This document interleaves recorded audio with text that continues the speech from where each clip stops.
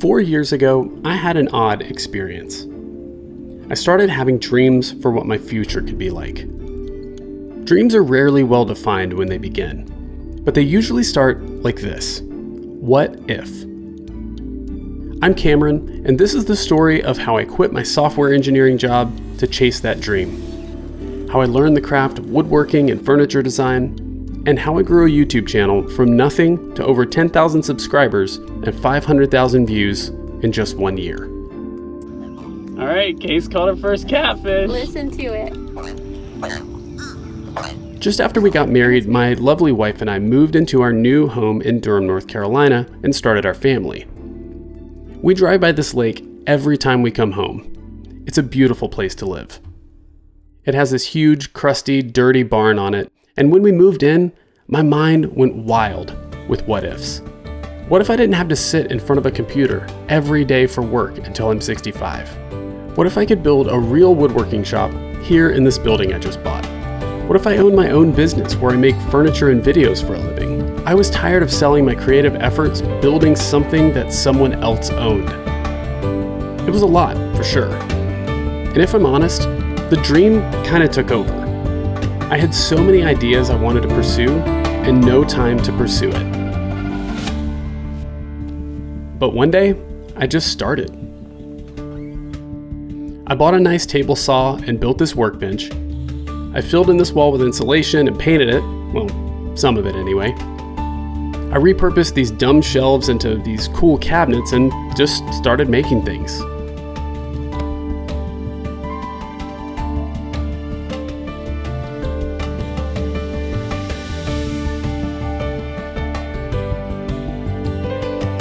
I kept working on my shop and invested in bigger tools. I built a Moxon vise like Jonathan Katz-Moses and even started playing around with how to film myself working. My dream had taken shape. My son was born in 2021, and in that same year, I started my business, Sturdy Bones Woodworking. It's named for this old barn whose heart pine frame is now the birthplace of so many things. The idea of a YouTube channel was not far behind the idea of a woodworking business.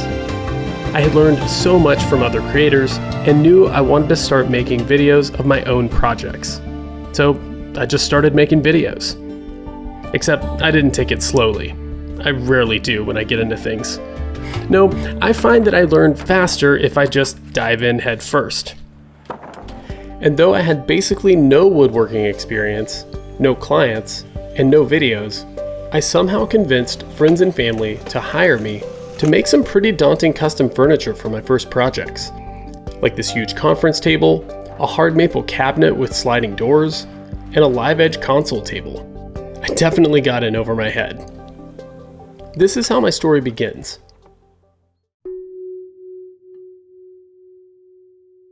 My client gave me a chance to show off. He asked for a conference table and told me to do whatever I wanted. A 12-foot long conference table.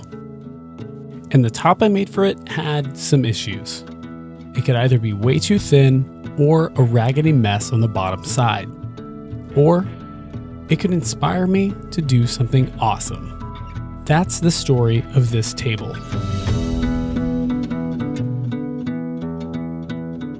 And it was a challenge that I happened to feel up to. I've seen a lot of amazing trestle-style tables, and in particular, I like this conoid design made popular by George Nakashima. The joinery is literally all that holds it together, and because all these joints interlock with each other, it's incredibly sturdy. You might be wondering why this story starts here, and not with milling up a bunch of rough lumber to make this base. I'll explain. In this video, I'm participating in the 2023 Rockler Try That Challenge. And the thing I've always wanted to try has to do with how I plan to fix my wonky tabletop, and not with how I made this base. But any good story about making a table begins with a solid foundation. Here, you can kind of start to see the conoid shape of the table design. To say something is conoid is to say it somehow resembles a cone shape. For George Nakashima's famous chair, it referred to the angled legs and cantilevered seat, and for this table design, it refers to the legs angled outward from the center forming lines that, if you could spin them around the table, would form a cone, with the point somewhere several feet below the bottom of the table.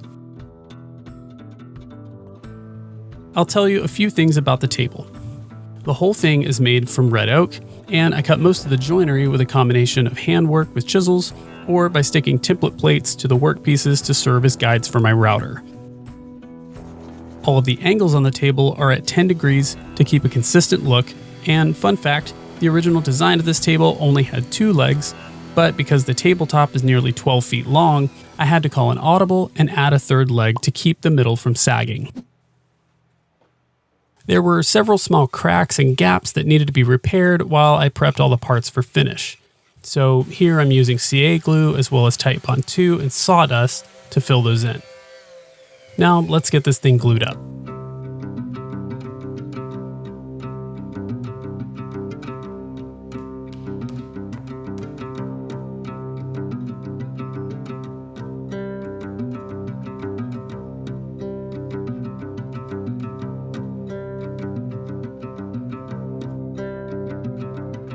I recently got this pop-up tent to serve as an outdoor paint booth. I used to paint things in a makeshift booth on the 2nd floor of my barn, but since this space is way too long and heavy to take up there on my own, I think this will work better moving forward.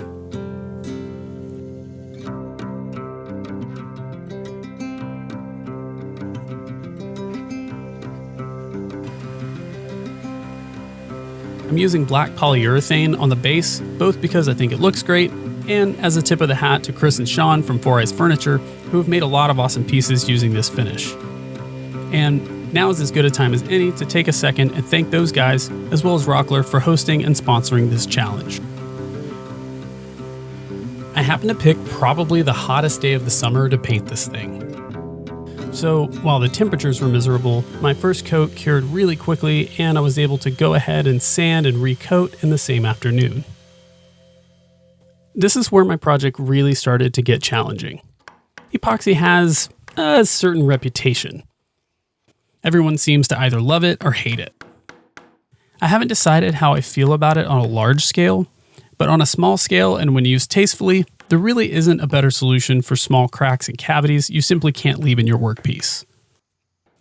I'm chopping out bark inclusions here, which would eventually delaminate from the actual wood fibers and split out of the top over time if I didn't replace them with epoxy. There were a few really small knots I just cut out with a router. These also got the epoxy treatment. What you see me doing here is basically making a poor man's epoxy mold. Or maybe it's a lazy man's epoxy mold. I didn't really need to wrap this entire thing in melamine, so instead I'm just using caulk to block off the parts where this might leak when I pour this little epoxy lake that dangles off the edge.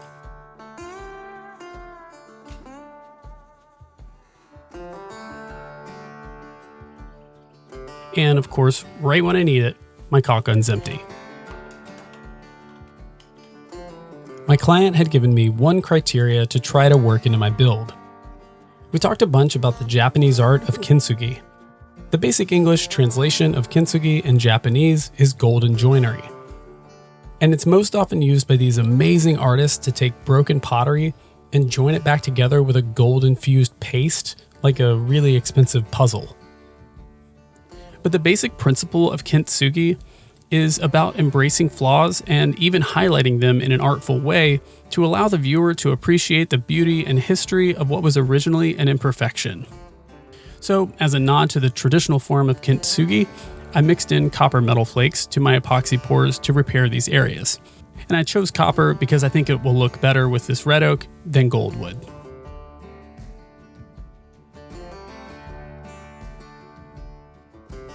I did a couple of these deeper pours in 2 steps just to be sure I didn't have a huge leak. So here I'm topping them off after the first round cured overnight. One thing I learned about this kind of epoxy work is that if you put caulk directly on wood, it will actually stain it a greenish black color. There's at least one place on this tabletop that looks like a goose pooped on it. So far, the client has not noticed. My solution to prevent this is to put window tape down wherever I needed to build a caulk barrier wall for my epoxy. However, it's also possible that just using clear silicone instead of white caulk also works. I don't know because I'm apparently cheap and lazy. I recently picked up one of these carbide scrapers for whittling down epoxy and glue, and it's pretty awesome.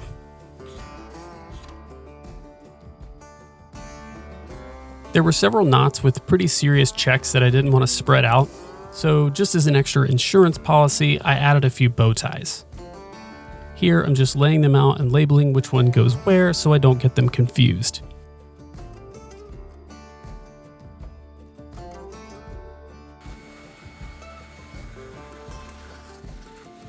I use a jig on the bandsaw to hold these at the right angle and cut them out, and then clean up the edges with the chisel.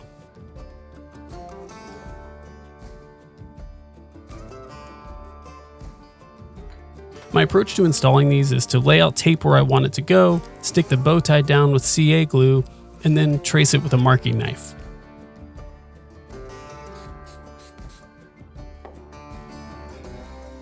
This leaves a nearly perfect outline for where I need to cut the mortise for the bow tie.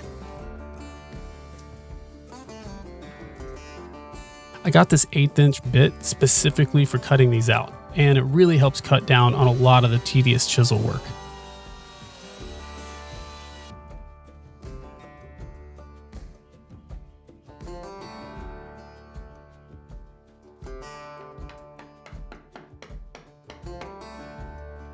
It's always a good idea when tapping these in to drive it in with a block. If you hit the bow tie directly, it's possible to crack it or to shear off a corner.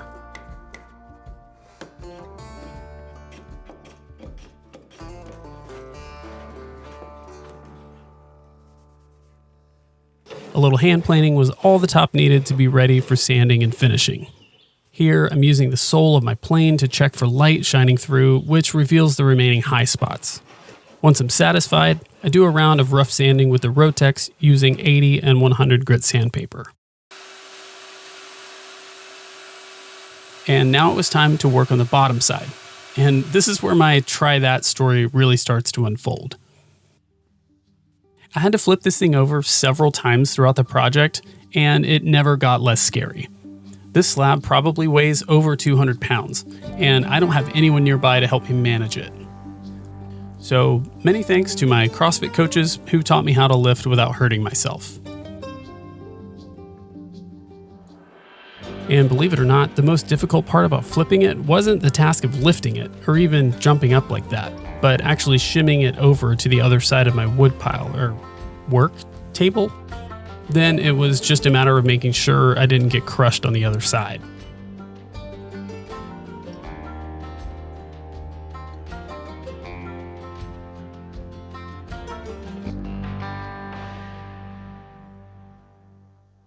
I mentioned before that my tabletop had an issue. This thing was so big that I had some folks at a bigger shop in my area join and flatten the slabs for me on their big machine. Thankfully, they let me know that if they were to flatten it fully on both sides, it would end up being about 1 inch thick. Way too slim for a giant table like this. When they told me this, it immediately sparked an idea on how I could turn this bug into a feature. I had always wanted to try out power carving like I've seen on so many great videos. I had the tools, but not the project. So now I had a big project that would provide not only the reason to try it, but also a ton of practice with my carving discs. I'm using an extra coarse dish and fine carving disc. And I've got 6,336 square inches of this tabletop to try and see if I can keep the bottom of this table curvy. And if you're wondering how I decided where my lines should be, I honestly just drew out what felt right. The only important thing was to try and avoid cutting into the recesses that I had made for the mounting plates. My approach here is to basically use the aggressive dish to scoop out the material on either side of my lines, leaving them as little peaks. I didn't try to go super deep with this, just deep enough to make the waves visible and flow nicely into each other, and to get rid of any low spots left in the slabs.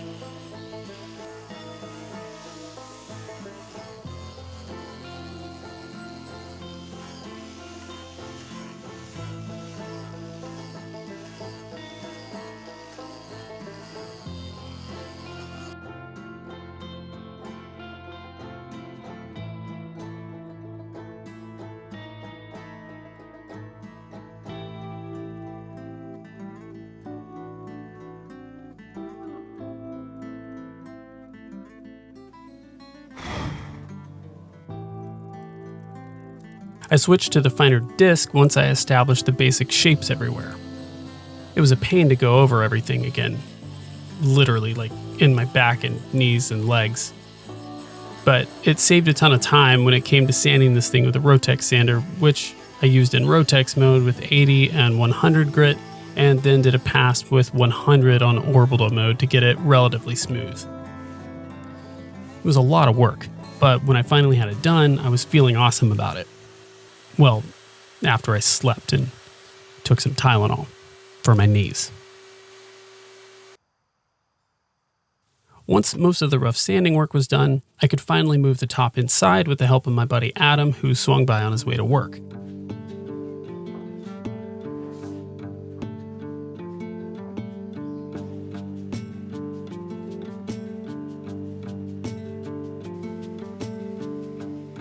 Brown CA glue is awesome for filling in small cracks like this, and I think it also honors the spirit of kintsugi in that it highlights rather than attempts to disguise these imperfections. It was super important to do all this sanding with a strong raking light so I could see the places that still had scratches from all my power carving. Sanding usually sucks, but this time I found myself enjoying it. And I guess if it felt like sculpting, that's because in a way it was. I believe it was the great Renaissance artist Michelangelo who once said about sculpting, in a lot of ways an orbital sander is really just a gentle angle grinder, and sculpting always starts with removing all the big chunks that aren't David and finishes with removing all the little chunks that aren't David. Something like that.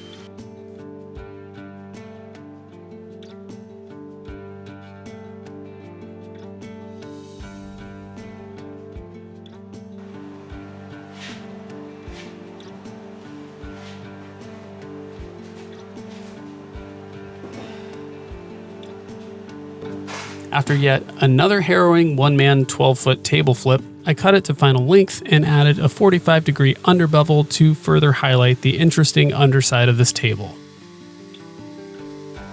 Since the underbevel that I'm going to cut is a 45-degree angle, the distance that I need to overhang my track is equal to how thick I want the flat part of my edge profile to be. In this case, this 3/4 inch setup block worked perfectly. My track saw was a little underpowered to try and dig through this cut in one pass, so I took my time and ultimately had to finish off with my Ryoba pull saw. I feel like there's a point in every project where you've gotten past most of the hard stuff and the path to the finish line becomes visible. Each subsequent task is apparent, and because of experience, how to do it is more or less obvious. I think this part of the build was that moment for me.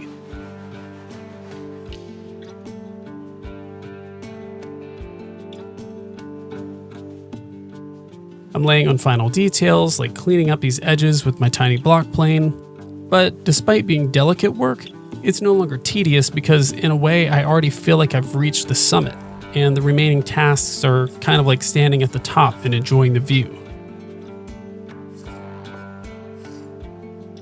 But that said, it was a really long road to get to this point in the build, and I still hadn't seen the top sitting on the base. And I was starting to get over having half my shop taken over by this huge tabletop. Anyway, I flipped the top over again, and you just saw me spraying everything down with water to pop the grain and let it dry, and then sand through the grits up to 150 and round over the edges with a trim router. Before applying finish, I wiped everything down with mineral spirits to clean off any tiny dust particles and let it flash off.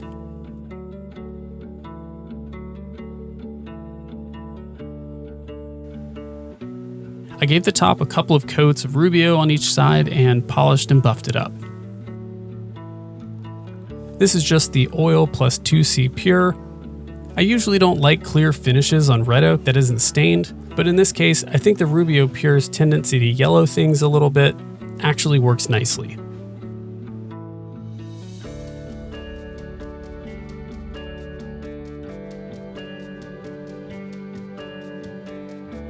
Here, I'm using my Rotex and a white Scotch-Brite pad on a low speed to buff in the Rubio before wiping off the excess and allowing it to cure before applying the second coat. And I'm starting to realize that I've said Rotex a lot in this video. So, sorry to anyone out there who has Festool envy. Sorry about that. My table was finally done. Just one more thing left to do before I show it off.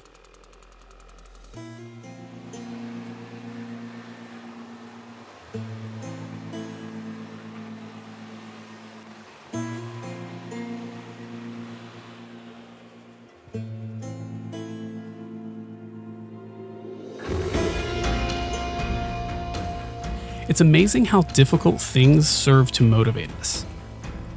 It seems like so often what we pursue in life is ease and comfort, and yet just as often those things leave us bored and discontented.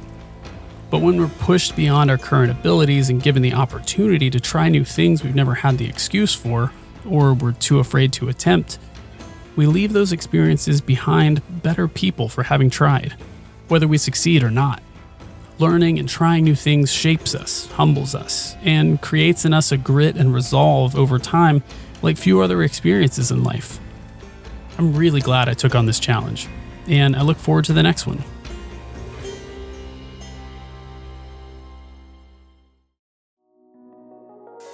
I started milling hard maple for this project in November 2022, nearly a full year after I took a $500 deposit to make it based on a design I came up with for it.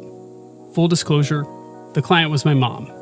She had this corner in her bedroom where all my family's photo albums have lived for almost 40 years. And her hope was to have a large custom cabinet to give my family's history a place of more honor than on the floor in a corner, as well as a bookshelf on top to curate her favorites from her library.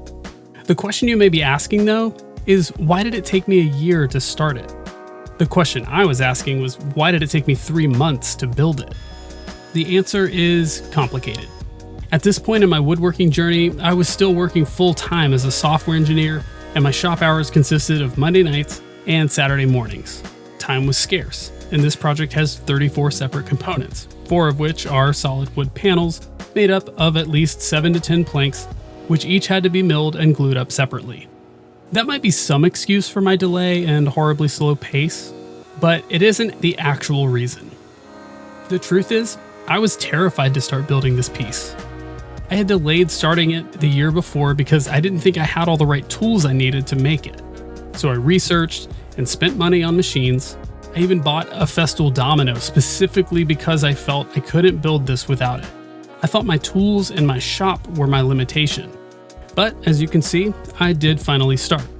What you've been watching me do so far is break down a bunch of 8/4 and 4/4 hard maple into components and panel parts and put them through a typical milling process. Joint one edge and one face of each to get 2 square faces, plane to desired thickness, and rip on the table saw. I did this initial milling process for all my parts now, instead of as I needed them, not only to get it out of the way, but also so I could allow them to rest a while in my shop in case they move a bit after being milled. I can touch them up later when it's time to use them. It's easy to get lost in a build as complex as this. A typical table might have 4 legs, 4 aprons, and a top made of 4 to 6 boards. This has more than that. In fact, before I go on with the build, let's talk about the design a bit. The cabinet is 48 inches long, 20 inches deep, and 40 inches tall. We chose sliding doors due to space limitations in her room. There's a shelf inside and a bookcase with a couple of fixed shelves on top. Both hard maple tops will have a steep underbevel. Okay, now let's get back to the build. I felt like a good approach was to aim to get the basic frame of the cabinet standing up. So these side panels seemed as good a place to start as any. I've learned nearly everything I know about woodworking from YouTube, including this trick to get perfect panel glue-ups. Mark each edge of a panel with I and O, and then joint them one more time with that face either in toward the fence or out. This accounts for any error in the squareness of your fence. Thanks, fellow woodworkers of YouTube. Alright, now let's see how long it takes me to glue up one of these panels.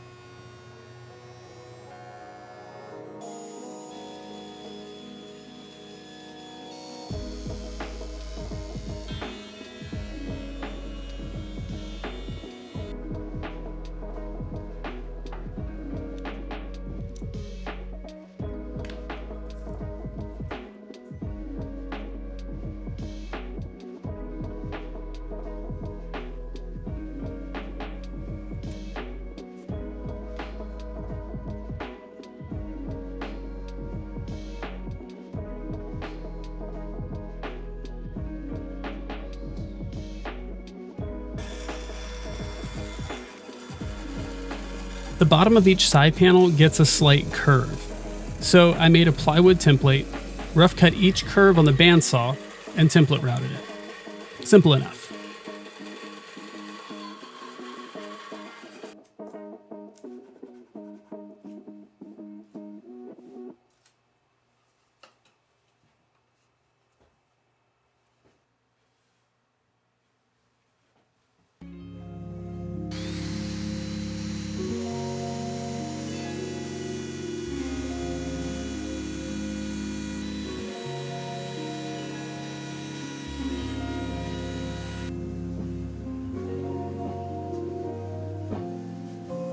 With this first step done, I'm actually feeling good about things.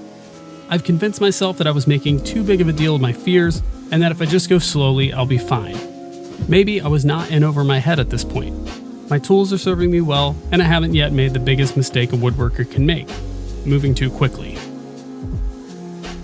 The legs had to wait a bit once I got them square, so I could make this tapering jig you see me using here. I've seen a lot of great tapering jigs based on sleds, but this one is unique in that the workpiece rests directly on the table, allowing the use of the full height of the saw blade. And I needed that for this one because these legs are 2.5 inches thick.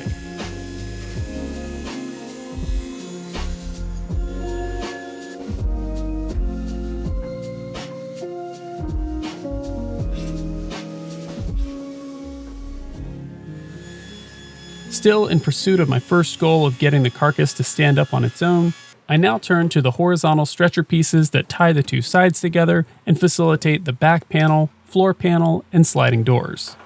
This cabinet will have double bypass sliding doors so they are able to slide both directions and not run into each other. So these top and bottom frame pieces will each have 2 grooves spaced just far enough apart that the finger pull inserts I'm going to add won't hit.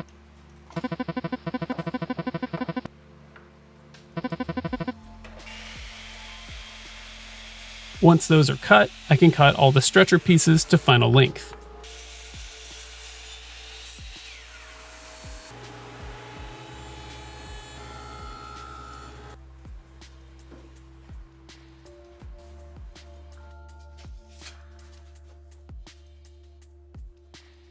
Then, I had no choice but to figure out where to cut domino mortises. This was confusing, to say the least.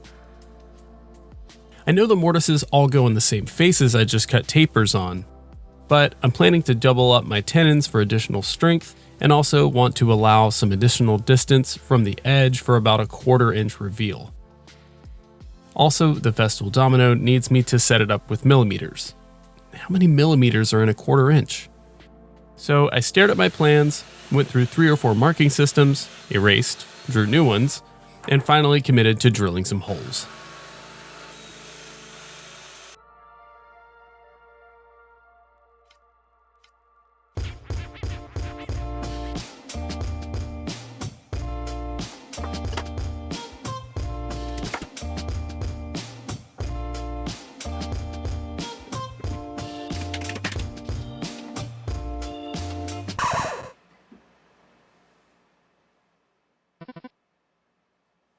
Well, this sucks. I do not know when this happened, but somehow I managed to cut this one like a full inch shorter than it should have been. This other one is fine, but this panel is basically just unusable, and it's a shame, but I can't use this. I'm gonna have to remake it, and this sucks because it should have been the side of a cabinet, and somehow I've made a mistake. And I don't have a choice because I can't make it.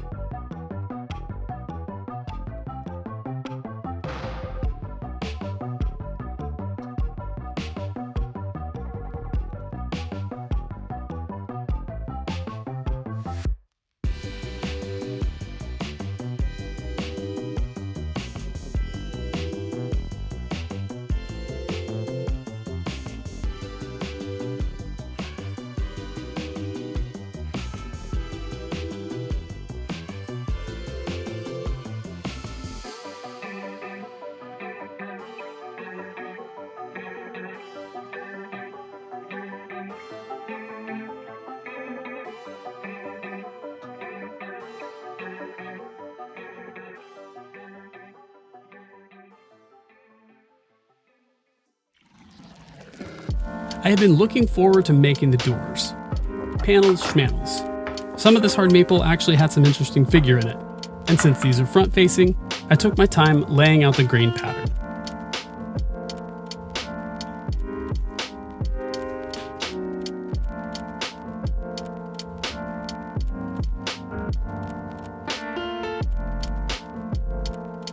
I ran my I/O panel joining process again on these and glued them up.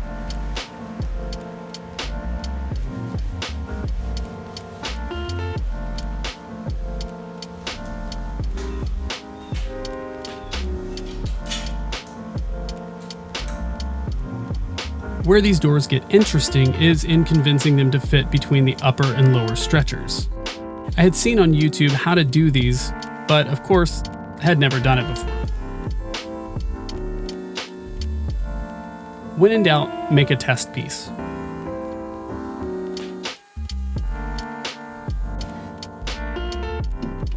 These need to fit snug, but not tightly since the doors need to slide in these grooves.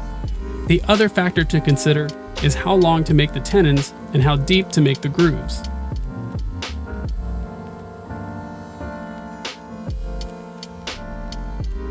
The top groove needs to be significantly deeper than the bottom groove. This is to allow the top tenon of the door panel to be pushed all the way into the top groove, swing the bottom of the door panel into place, and allow the bottom door tenon to settle into the bottom groove.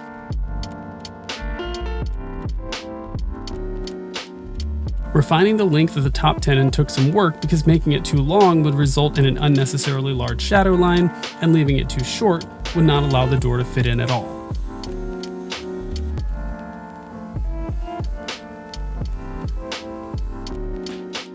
Again, patience is woodworking's most important virtue. Rush, and you'll screw operations like this up. Thankfully, no issues here. The only thing I did differently with the cabinet top panels is that I used dominoes for alignment and made it in 2 smaller panels.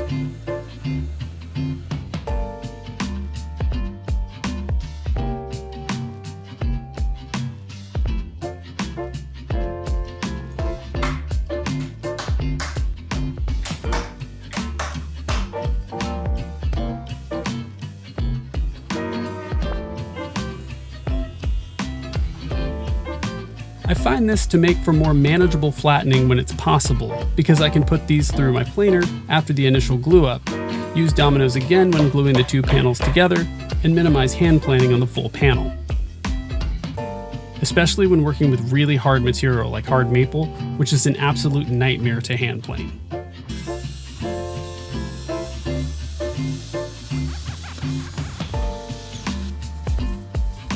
This next bit is gonna make some of you pull your hair out. Why didn't you just cut these bevels on the table saw? Well, it's because, once again, I was scared.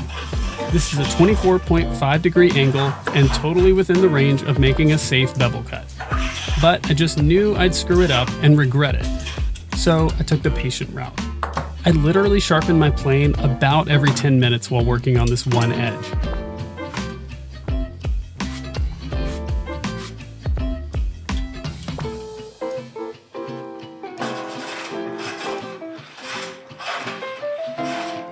It took all of an hour or more just to make this cut. My shoulders and hands ached the whole next week from this operation. I've never been more aware of how out of shape I am. Then I stared at the end grain for a while, dreading and knowing for sure that I'd blow out the end grain or hurt myself trying to cut that much away with just a number 5. I remembered how Sean Boyd handled a similar situation in one of his videos and tried making this jig he was kind enough to send me the 3D model for. But I couldn't get it to work for me, so I went to plan B, which is to step cut the bulk of the material away with the router and then come back and remove what was left with the hand plane.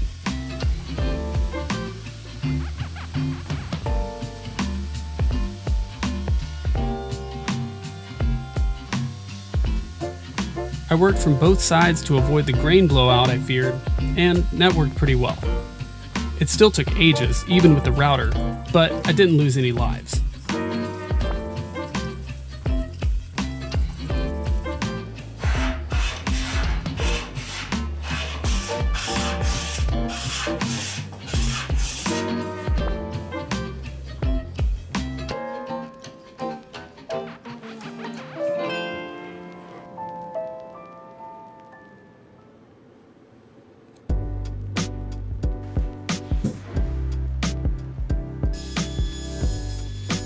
The upper cabinet was definitely more familiar territory for me. I've made similar plywood cases in the past. The only tricky bit was keeping all the different parts properly oriented to each other. You'd be surprised how confusing wrangling 2 sides, a top, and 2 shelves can be when they're all nearly the same size. I used 5mm dominoes to hold it together.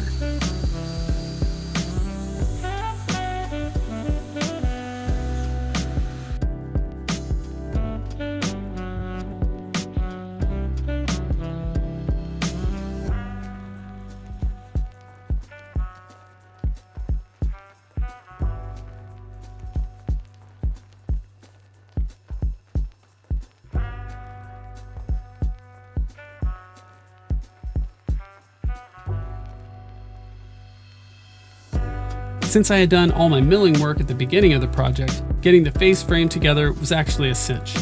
No frills joinery here. Pocket holes do a great job, and the hardest part was just sneaking up on a tight fit when cutting the rails to length.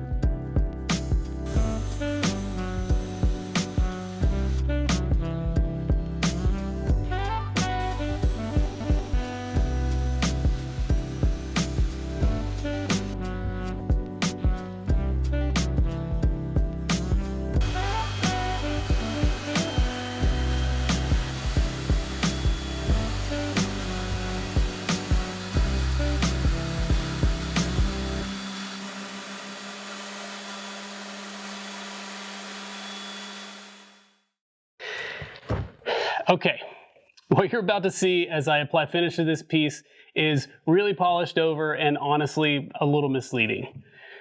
This was the most difficult and frustrating part of this whole process. I made so many mistakes. I was sanding things back. I had issues matching. I had issues with blotching. And honestly, I got so frustrated at one point that I just stopped filming. I almost gave up making this video because I was like, how am I going to coherently explain everything that went wrong in this process? And that's my bad. That's on me. Recording your mistakes is just something that we do on YouTube. We're here to have a community, to communicate what we're learning, and I just didn't do that. And so that's my bad.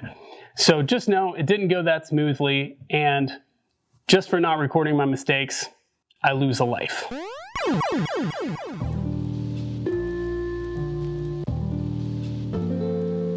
The plan for this finish takes a few steps.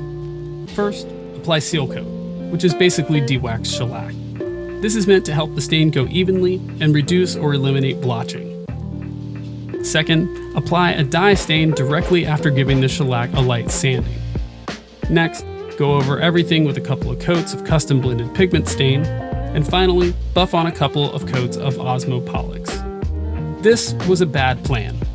Now, matching the color to the rest of my mom's bedroom furniture was part of the project brief, so I had to stain it somehow. The shellac step was necessary because it turns out hard maple is extremely prone to blotching. I had to sand back and refinish several components because it's really easy to sand through the shellac you just added, even with 400 grit sandpaper, which allows the stain to flood the grain and blotch anyway.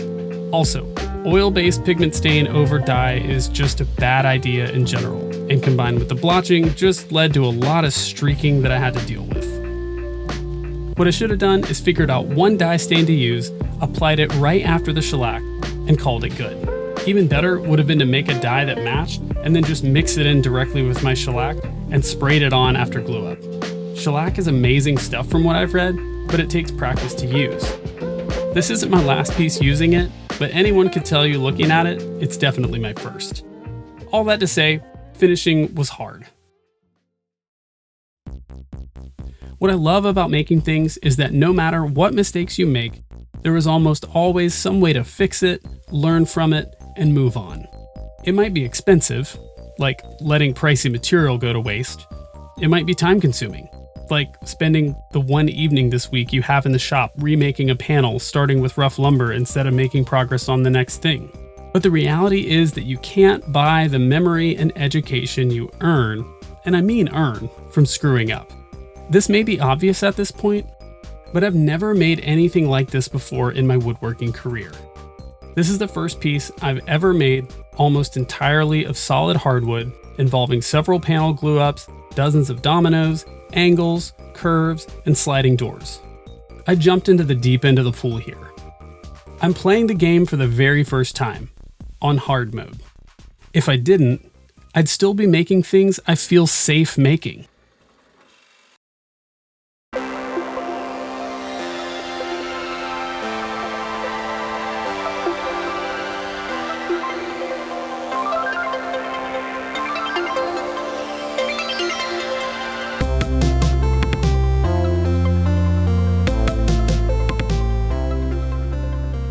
But I don't want to just feel safe. I want to be making fine, unique hardwood furniture. And the way I see it, if you aren't doing what you want to be doing, you'll never get good at it. So I think that's really my message. Get out in the shop and push yourself. Don't let the fear of failure keep you from doing what you want to do. Dream it up and just give it a shot, even if you have to do it on hard mode.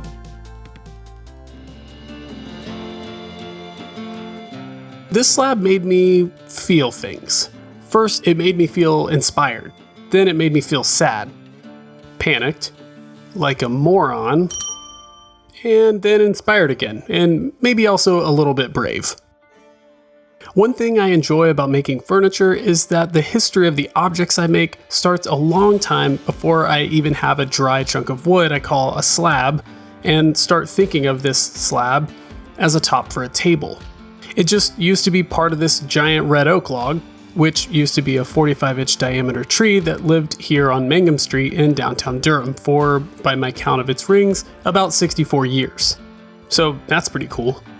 I got the log about 2.5 years ago and had it milled into these slabs, and then did nothing with it for 2 years while it dried here under my barn.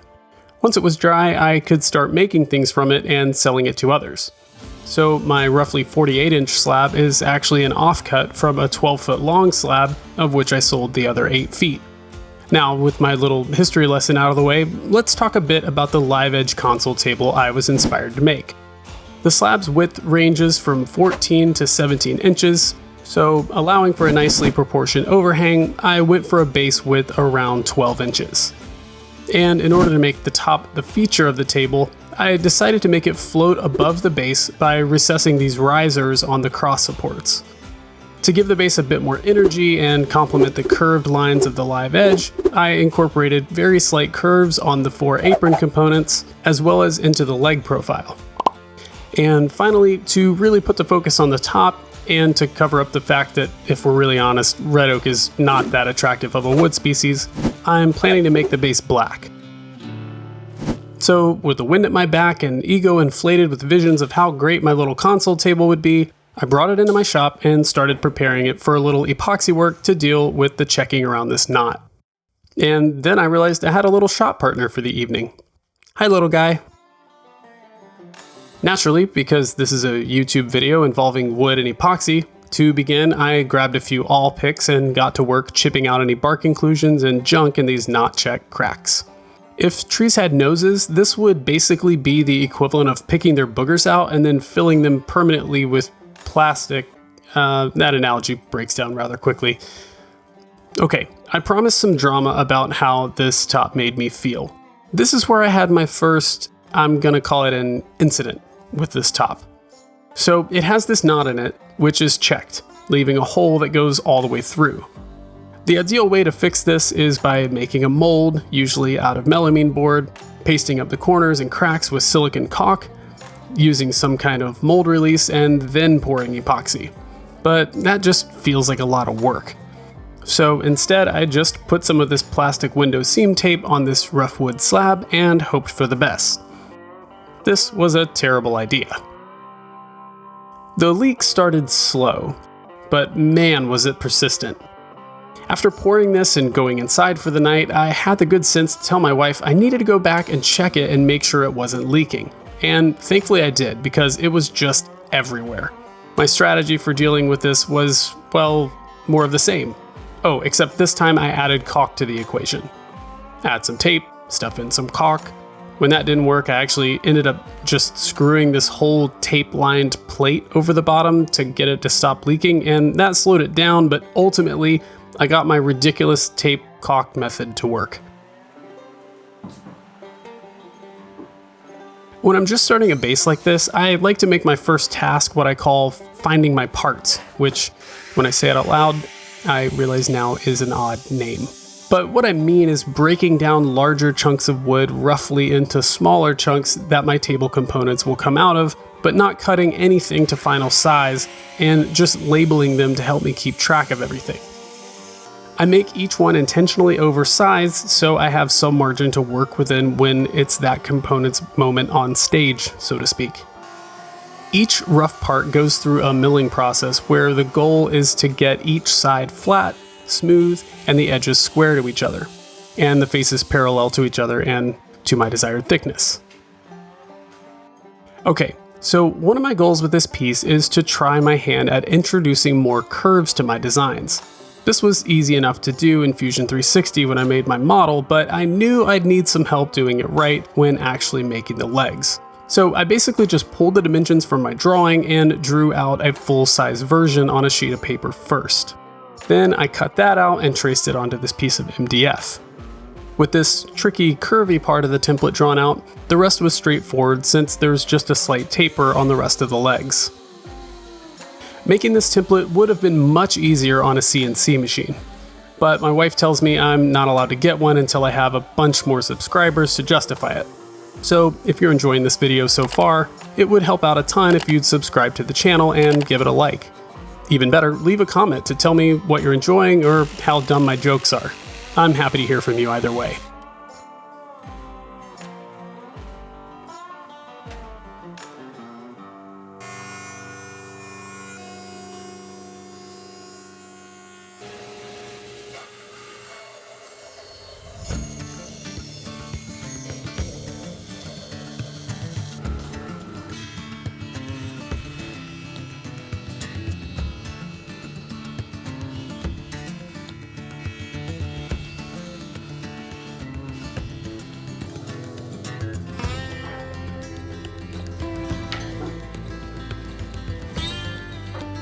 Template routing is the way to go when working with non-rectangle shaped components. I'm a big fan of this double-sided tape from Taylor Toolworks, particularly because it's so thin and yet still really sticky pressure-activated tape. I really do recommend it.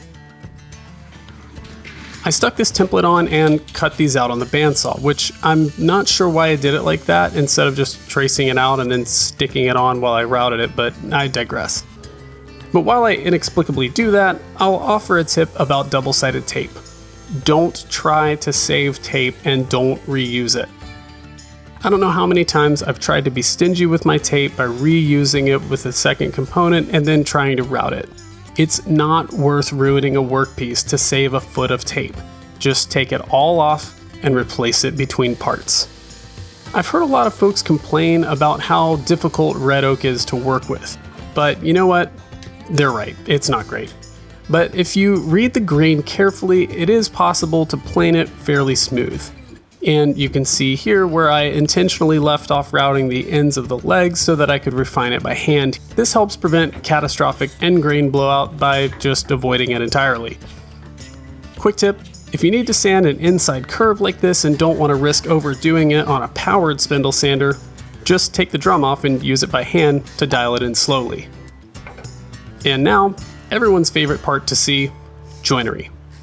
So I grabbed my domino, changed the bit over to the 10mm cutter, hooked up my Rockler Dust-Right Flexiport Power Tool Hose Kit with Quick Connect, link in the description, and drilled some domino mortises.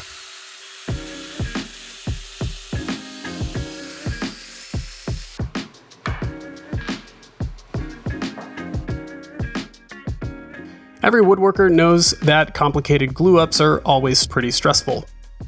One thing I've found that nearly eliminates that stress when using floating tenons is to pre-glue your dominoes, dowels, or tenons into one side first, clean up excess glue, and let it cure before moving on.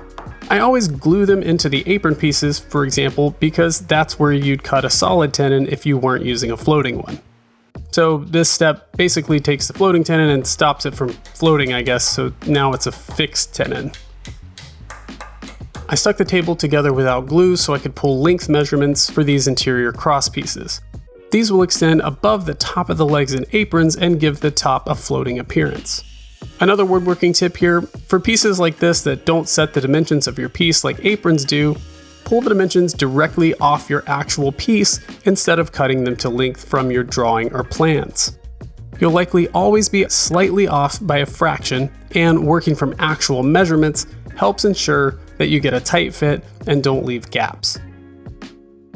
With my rough blanks cut out and milled for these 3 risers, I worked out a template to cut out these corners. This will pull them back from the edges and basically hide them from view.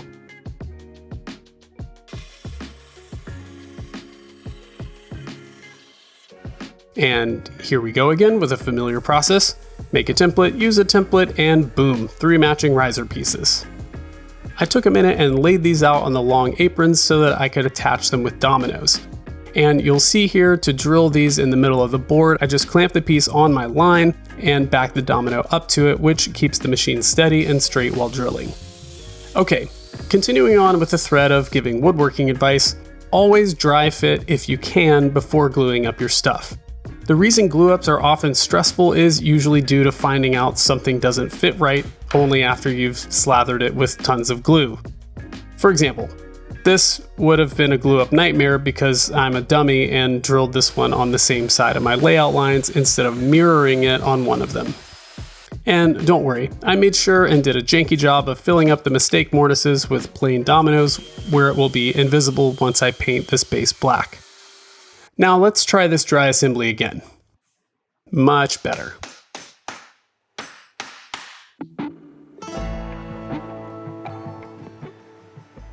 Order of operations is such an important aspect of woodworking.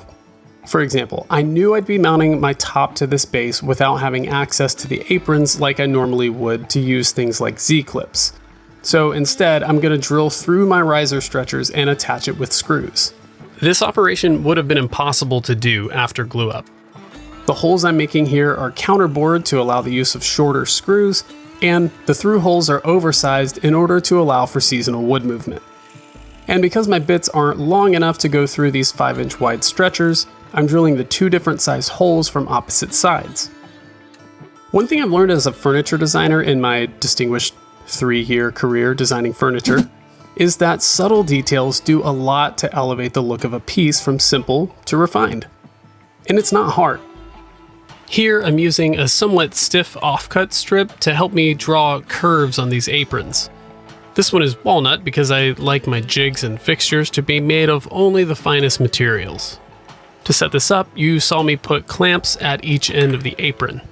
Those clamps will hold the strip at the right place, so all I have to do is mark the center of my apron, move it to where the curve looks good, and the walnut curve marking strip takes care of the rest.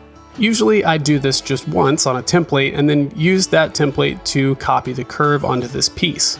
But again, no CNC, and at this point I'm tired of making so many templates for a one-off piece. Each one of these got carefully cut out on the bandsaw and refined with a bit of hand sanding or planing to remove the bandsaw marks and get it smooth. After a quick hour or 2 sanding all my base parts up to 150 grit, I apply some subtle roundovers to my base parts and glue it up. Now, I won't go into how boring this glue up was, but since I had done my homework before adding glue to the mix, it was fairly uneventful. However, I will show a helpful tip for you here. If you have squeeze out in your corners like this, don't just let it dry thinking you'll cut it out later. That's too much work. Instead, take a card scraper like this one with really pointy square corners and rake out the glue while it's still wet. Then wipe up any excess with a wet rag. So here you go. Glam clamp shots. Those curves turned out quite nice if I do say so. Now it's time to turn our attention back to the top, and you're not going to want to miss what happens when I set it on this base. Now, as you might have expected, the top was an absolute mess. Epoxy, caulk, and tape everywhere. I tried tackling it with a drywall knife, my carbide scraper, and chisels, with limited success. Eventually, I realized it's not a big deal if I gouge it a bit because I'm going to be surfacing it again anyway. So I just made a little jig plate for my router and put a little surfacing bit on there and went to town. Flip it over and just a little more work to do on the top side. I was more careful on this side because it had already been flattened and would be my reference surface when putting it through the planer. To clean up the back edge, I just shaved off a strip with the track saw and finished it off with the Ryoba where the 6.5-inch blade wouldn't quite reach. And since this is a live edge table, the live edge needed a little love. These nylon drill wheels do a good job removing a lot of the soft bits that might degrade over time if I left them in, but aren't so aggressive that they start shaping it like a carving disc. This frayed area was cracked, so I did my best to cut it away in a way that looked natural. Since this top is too wide for my 15-inch planer, I took it over to my friend Warner's shop to put it through his 24-inch monster planer. It made quick work of it, getting it flat in only one pass on each side. I started this story talking a lot about how this table made me feel. Well, up to this point, I was feeling great about this project. And at this particular moment, I was feeling pretty great in general because just 2 weeks before, my baby daughter was born and I had just taken a couple weeks off work to wake up 4 times a night to help my wife take care of her. But I'm also anticipating seeing my table put together for the first time. The picture of it I had in my mind was so clear and I was sure I was going to love it. So after cutting the ends square and getting these burn marks off with one final pass, it was time to set it up there and take a look.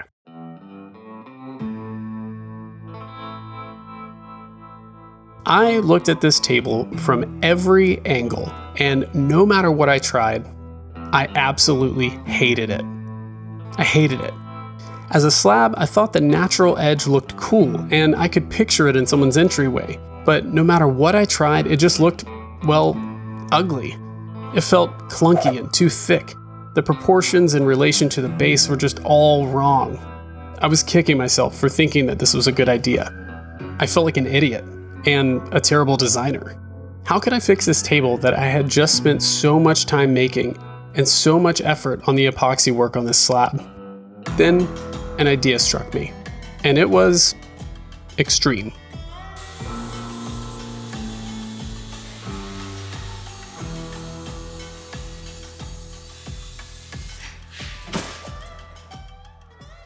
I wasn't able to completely cut off the whole live edge without making the top too narrow, but it was just a matter of repairing this corner.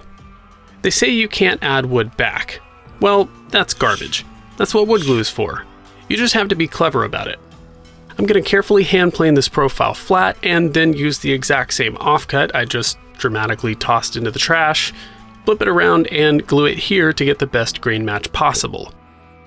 There's no need to pre-shape this piece much because I want to make sure that I start with enough wood to get a flat profile on all sides.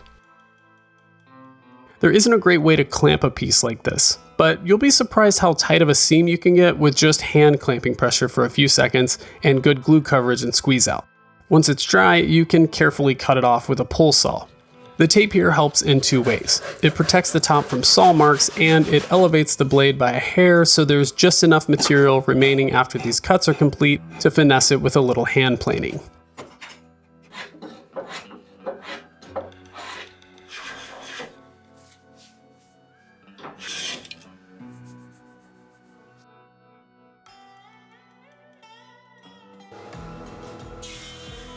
And now it does fit through my planer.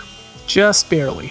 While I knock out a few finished details on the top, I want to take a second to say a quick thank you to everyone who's been watching my videos and encouraging me to keep going. I'm still new to making videos of my work, but I feel your support already. But if you'd like to show even more support for the channel, I started a Patreon page. So if that's something you're interested in, I'll put a link in the description where you can sign up. And if Patreon's not your thing, no worries. A like and subscribe would also go a long way to help out, and I deeply appreciate either one. Seriously. Now, let's get back to the build. As I said before, the small design details are often what elevates the look of a piece most. And now that my piece no longer looks like it was designed by a kindergartner, I felt like one last detail would make all the difference. With the square edge, it still felt too thick even after planing it down to 1.5 inches. So I decided to add these underbevels as a final touch. And what these shots make me realize is that my track sawdust collection is pretty bad.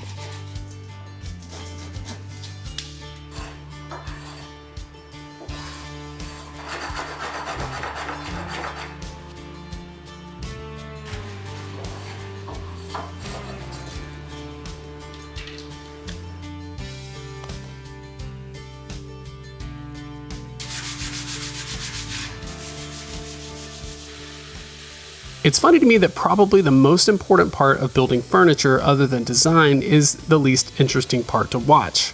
I'm talking about finishing. Even seeing the base transform from the hideous pink color of red oak to this sexy black general finishes in Duro Poly is only enjoyable to watch for a minute. So to make this tabletop one that someone would love to look at for a long time, I used a custom dye mix to give it a more desirable color and gave it a couple coats of Osmopolix, which has really become my go-to hard wax oil. It's no monocoat, but you don't have to mix up multiple components, it smells better, and it still comes in a bunch of pretty interesting colors and tints. And no, that wasn't a sponsorship read. I just actually like, buy, and use Osmo, and recommend it. But if you want to support the channel by using an affiliate link to get some, I left one for you in the description. So here's the big question. Was all this effort to save my design worth it? Did I take this ugly duckling of a table design and turn it into a swan? You be the judge. All I know is I slept a lot better after I cut off the live edge and took it in a different direction. It just goes to show that as creative as we try to be, what we see in our mind's eye doesn't always work in reality. One of the best skills we can develop as makers is the ability to let go of an idea, to pivot, to make fun of ourselves for a ridiculous idea, humbly change our minds, and then creatively pick a new direction. I'm glad I did on this one.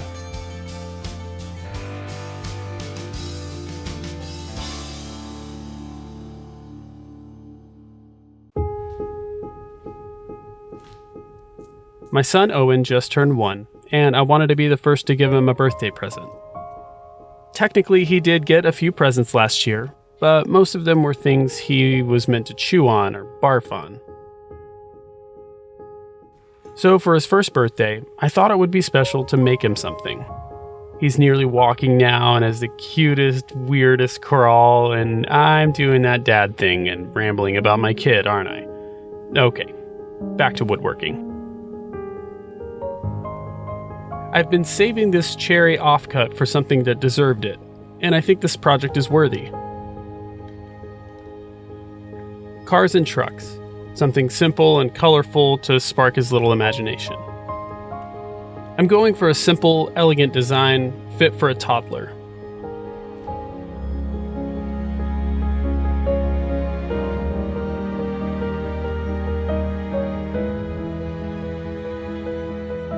Though I love wood turning and considered making wheels myself, I couldn't pass on these pre-made wheels you can pick up online or at a craft store. I'll put a link in the description. After working out my rough outlines, it's time to head to the bandsaw.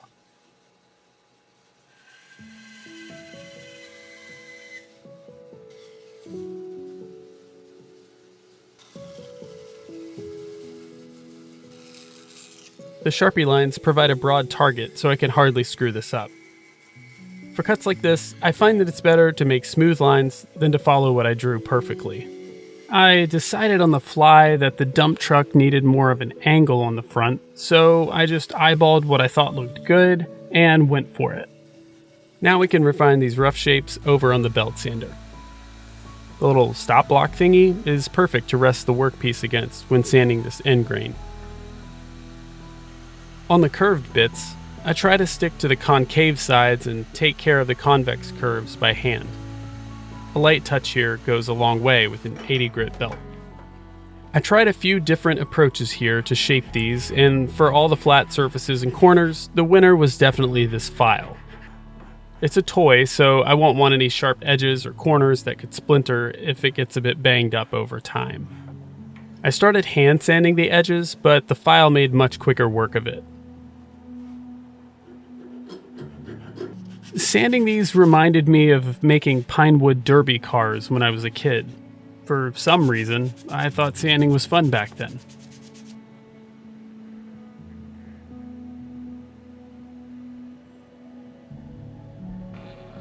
For the car, I thought a more rounded look was appropriate, so a 1/4-inch roundover bit was about right.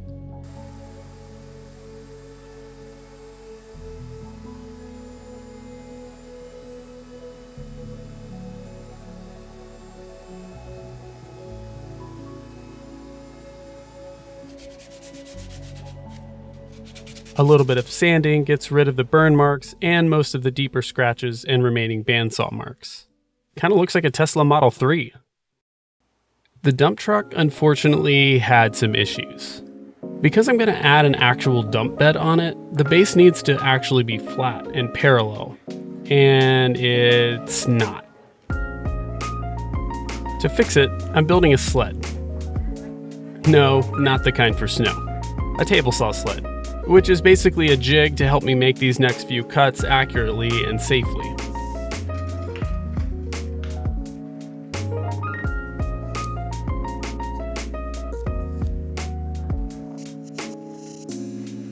The blue tape and CA glue trick here lets me secure some support blocks down without ruining the sled. And the double-sided carpet tape provides extra security so that it doesn't fly free mid-cut and hurt me.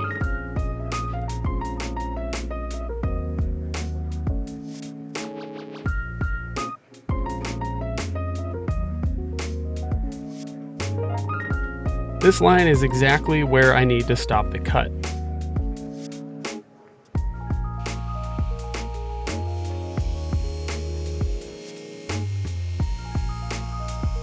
And right here you can see just how out of square the original bandsaw cut was.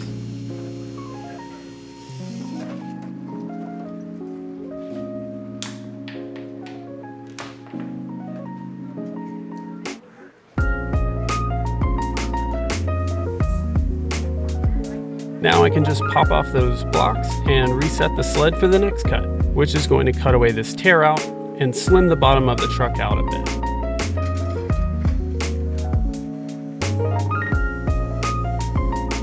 Perfecto.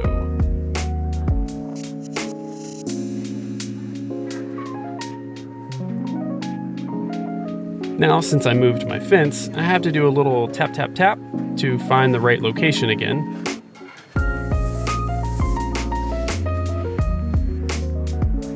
And this is what happens when you rush. I should have reset my tape line because it's a new setup. So now I have to fix that with this crosscut.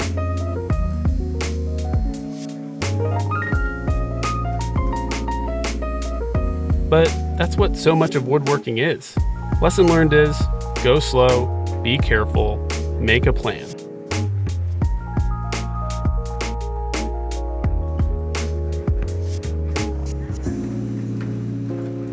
I was not eager to use hand tools here, but at least it got us where we want to be, which is parallel and square.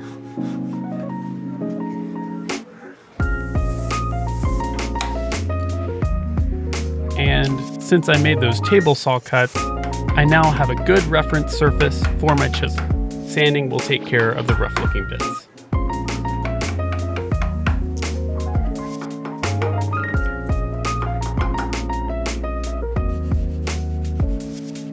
In the end, I chose to leave this last bit of tool mark. My hope is it will serve as a reminder to Owen both that his dad made this for him and that his dad knows that he's capable of mistakes. And maybe that will help him feel he can embrace failure and learn from it, or he'll never notice it and I just missed an opportunity to make this thing perfect. To lay out the wheel locations, it made the most sense to just put the wheel where I wanted it and mark the holes.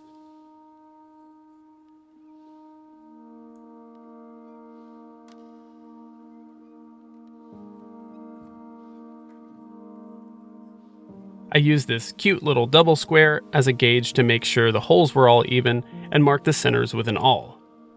Isn't it just so cute? Cute like my little Owen. Don't you just want to snuggle it? No, dad thing again. Sorry, I'll focus up here.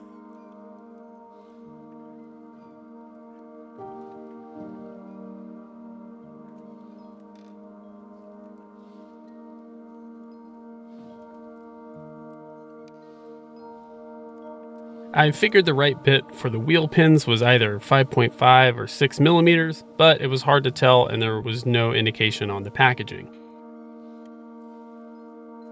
So, to know for sure, I just drilled a test hole for each and tried inserting a pin.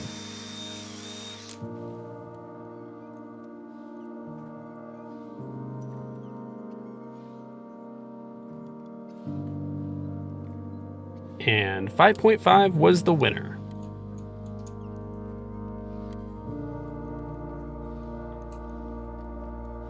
Now I can head to the drill press and mark my depth with a piece of blue tape.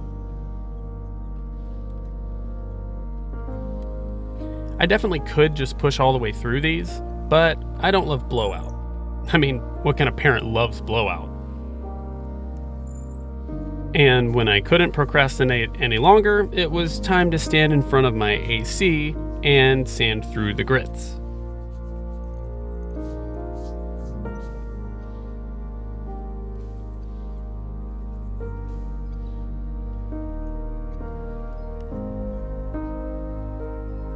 To work out the dump bed mechanism, I threw together a little prototype, and it's not complex.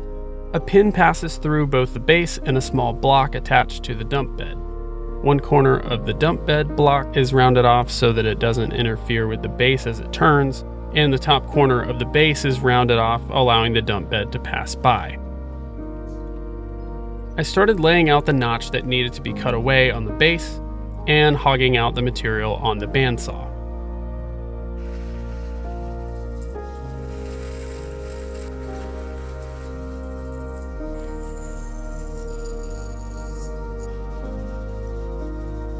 Now, I know you thought I forgot about this rectangle piece I drew out at the beginning. It got cut out on the bandsaw and sliced into several pieces. These got trimmed to exactly the same size on the crosscut sled, and I made up a smaller one to serve as the back of the little box. Some CA glue and activator works great for small things like this. This box won't be under too many stresses, so wood glue is not necessary, though it would form a stronger bond.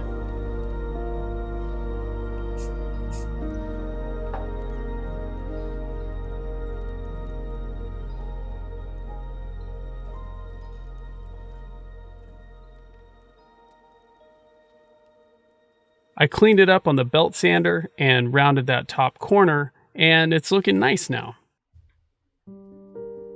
For the mounting block, I just cut up a small chunk of cherry to fit the notch we made and sized it to fit. I achieved the round over of this corner over on the belt sander. Now, CA glue here was a bad choice. This mounting block takes way more stress than I estimated, and I will say after giving this to Owen that it did break off, and I went back with wood glue to repair it.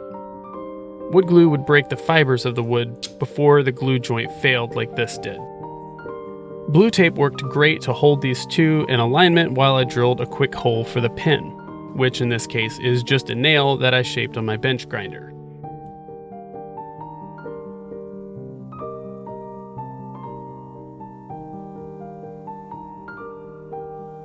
I recommend pliers for tasks like this because that thing got really hot. I may or may not have burned my fingers in the process of learning that tip. I left it a bit long and did a quick check, and looks like it's going to work. But before I put these together, I wanted to get some finish on them. I'm just using 100% pure tung oil. I chose this because it not only makes the cherry look great, but it's a drying oil that is 100% food safe when cured, so for a toy my son is likely going to be putting in his mouth, this was important.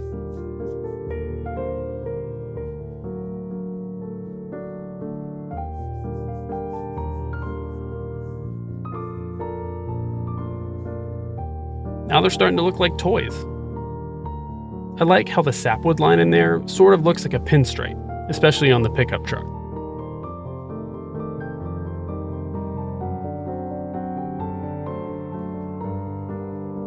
I trimmed the pin for the dump truck bed down to final length, about a 1/16 shorter than the width, so that it would sit a bit shy of the surface. It's held in with just a tiny bit of CA glue on either end. I didn't want to coat the whole thing because the bed block still needs to pivot and not accidentally get glued to anything.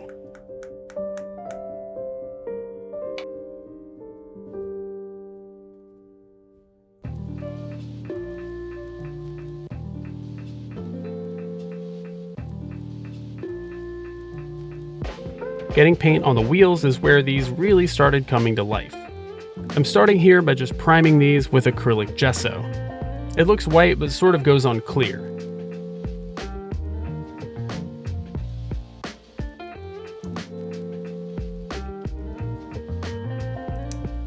We had some pretty fun colors of acrylic paint. I lightened both the aqua and the watermelon by mixing in a bit of white. Acrylic is fine for toys as long as it's sealed in with a top coat, which in my case will be more tung oil. There are probably better options out there, but this is what I had on hand that would do the trick.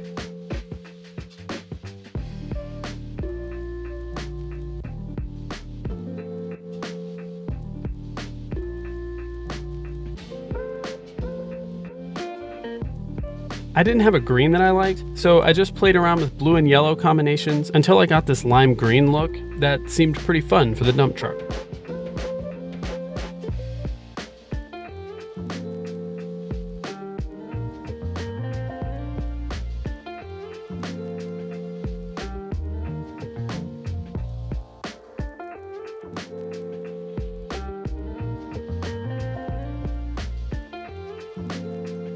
These don't need a ton of glue, really just enough to hold it there once it dries.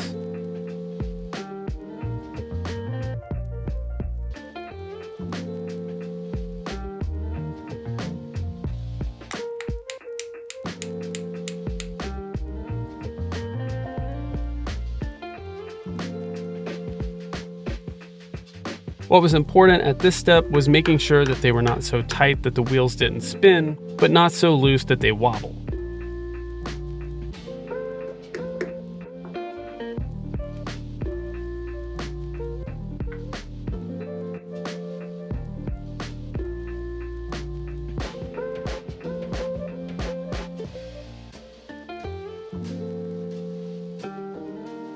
I took special care with these rear wheels on the dump truck because the dump bed was wider than the main body.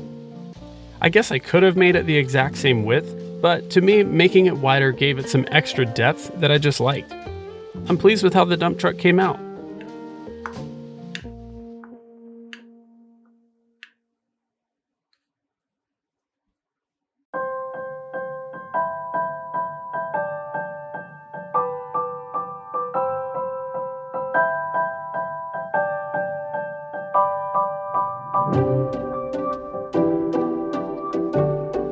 Now, while I normally make furniture and not toys, I have to say this was a fun project, packed with meaning for me.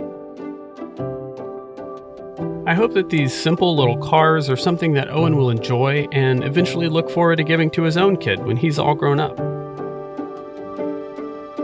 Maybe he'll even think of me and remember fun times playing together. That would be really nice. But even if not, boy does he love him right now.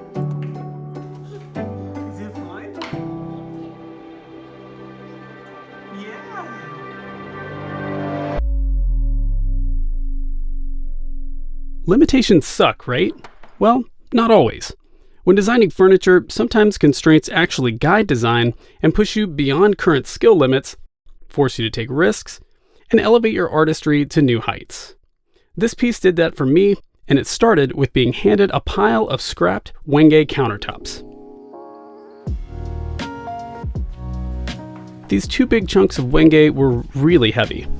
It's kind of hard to think of them as scraps, but they are.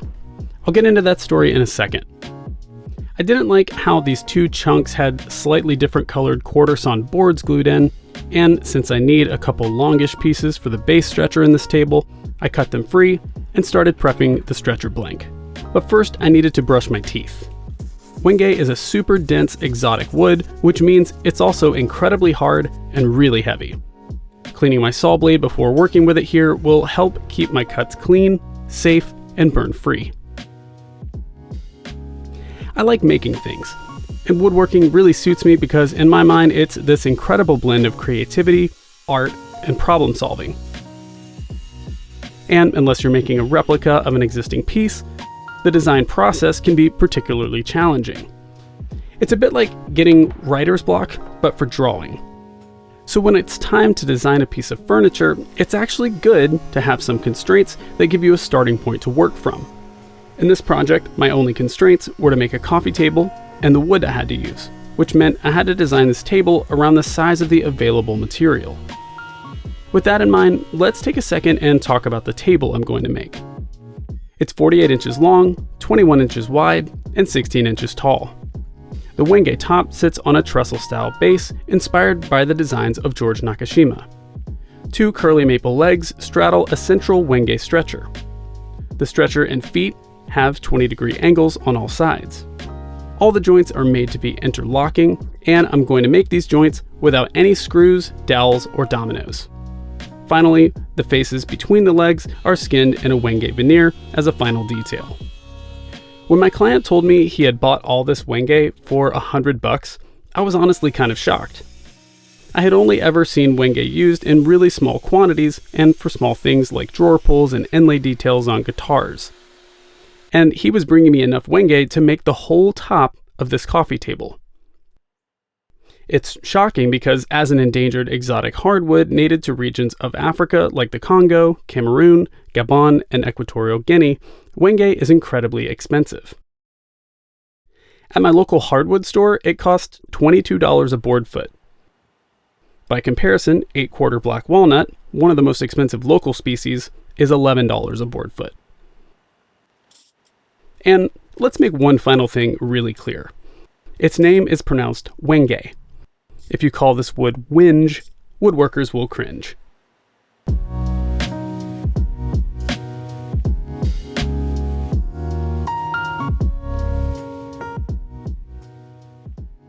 With the top cut to a rough shape from this big chunk of Wenge and the Wenge stretcher glued up, I'll start milling up some curly maple for the rest of the base parts. And this is how I know it's curly maple. See? Right there it says curly maple. So here I just made a cardboard template to mark out the rough shape of my leg parts in order to avoid waste in this particularly curly piece.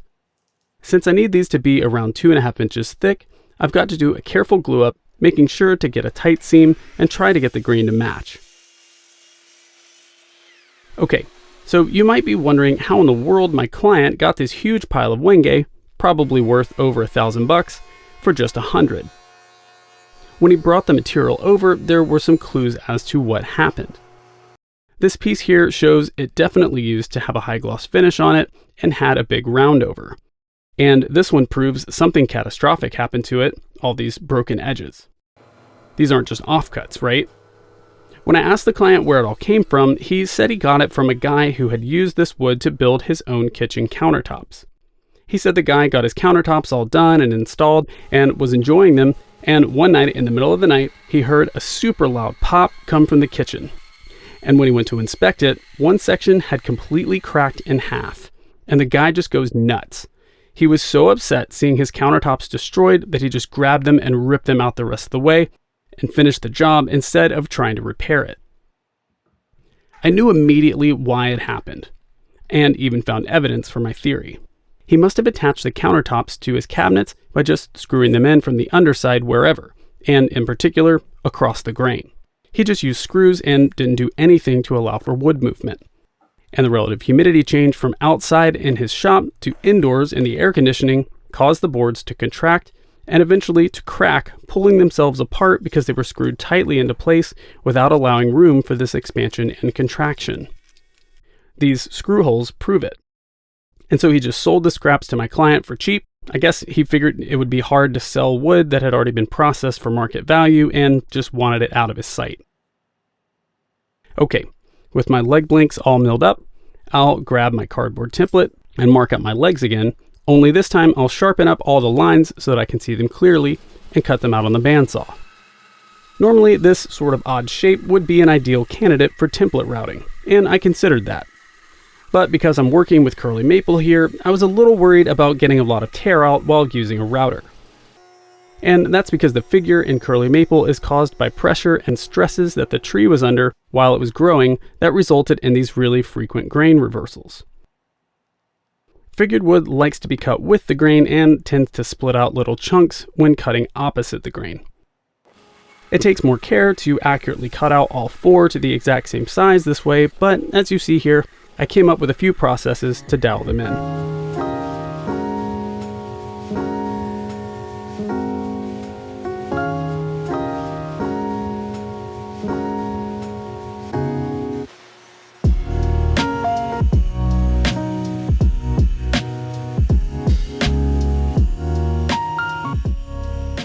I didn't feel great about how close to the blade my hand was on that first one, so it felt right to change it up for the others.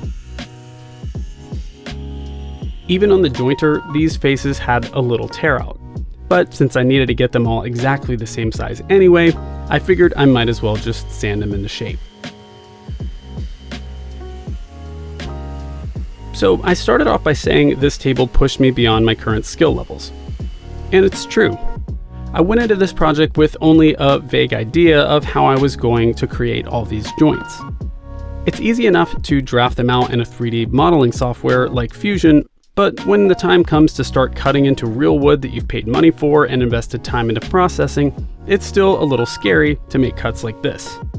And not scary as in it might fly off the table saw and hurt me, but as in I might mess something up and ruin the piece, setting me back a lot of time and money.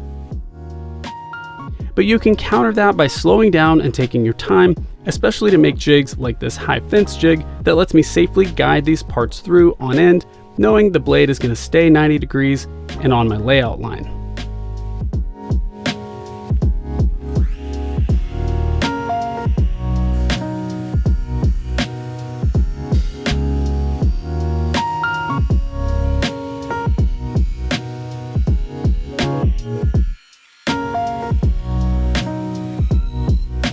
The best way to mitigate mistakes is to slow down and at least plan a few steps ahead at a time in order to determine order of operations.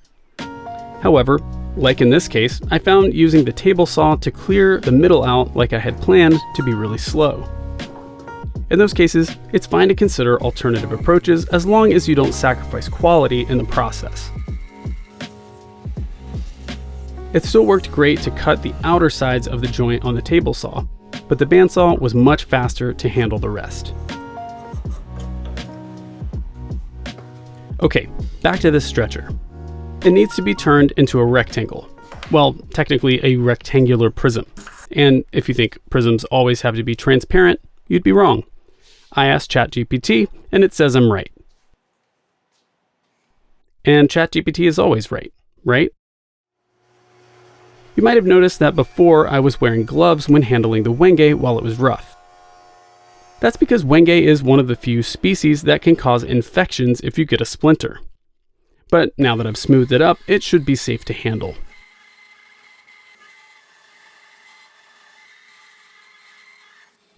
I've got to lay out a bunch of lines to cut the joinery, which I've identified in my plans.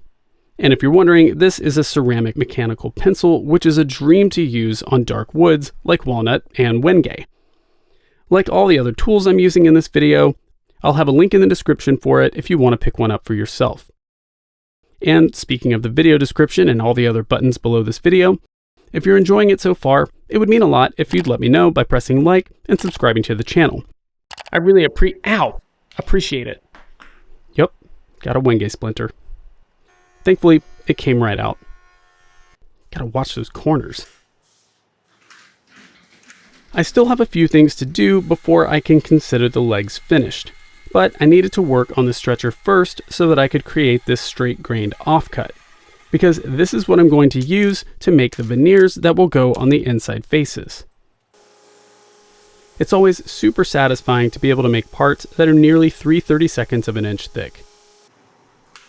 Here's another place where I had to improvise.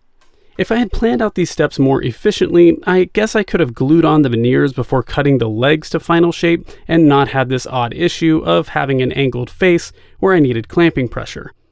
But it didn't take much to devise a way to get all four clamped up without too much drama. I have to admit something. It genuinely took me a long time after I started woodworking to learn how to intentionally oversize parts and plan for processes like flush trimming or cutting to final length. It's an important part of nearly every woodworking project. The rule goes something like, don't cut anything away until you have to. I made sure that these were about 3/16 bigger than they needed to be on all sides before glue up. That said, even here, I had to pivot from my initial plan. See, because Wenge is pretty brittle in general and my veneers are really straight grained, they wanted to split and shatter when using a small router bit with a high RPM. So I changed course and went over to the router table to use the big boy flush trim bit. This is the ultimate flush trim bit from Whiteside and astrocoated by Bits and Bits, and I love it. It's huge, so you pretty much have to run it on a variable speed router and on a low RPM. But it's exactly what I needed here to avoid ripping out chunks of veneer and having to start all over.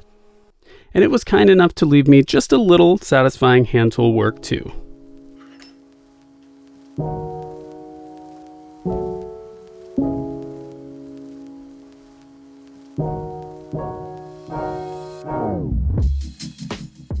And speaking of router bits, it's also a good idea on basically any woodworking project to round over your corners, even if you want to maintain a really square look. In that case, you can use a tiny round over bit like this 1/16 inch bit to take off only the bare minimum material. This helps prevent chip out on them and also ensures that no one else will get a nasty Wenge splinter. With that done, I'm thinking it's a sign to start fitting the top part of the leg, which will have recesses cut out of it that are mirror images of the open-ended mortises we just cut on the vertical parts. When these are perfectly aligned, it's like God himself made the two corresponding shapes fit like puzzle pieces from the wood they're made of, which is called a bridle joint.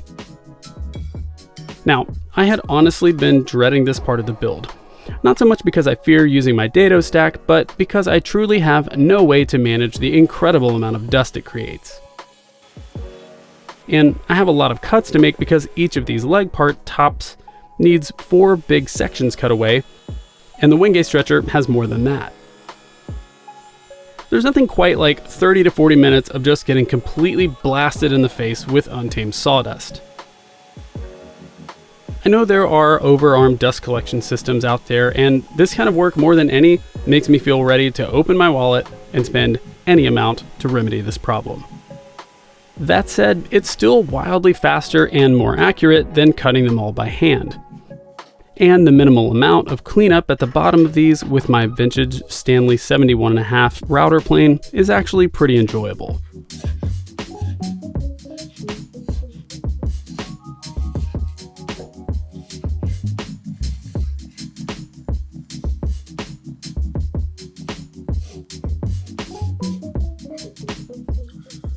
This next step is important to do on this joint on the bottom faces of these leg toppers, or whatever we should call them. And that's because it allows the seams where the joints meet at the bottom to overlap just slightly, which hides any imperfections that might exist in the bottom of the mortise on the leg joint. For this, I'll show a different method than the dado stack. What I'm going to do is first make the outer cuts with a handsaw, then remove the waste with a router. Making these cuts first is an alternative to using a template. You'll see how this method works using a template later on.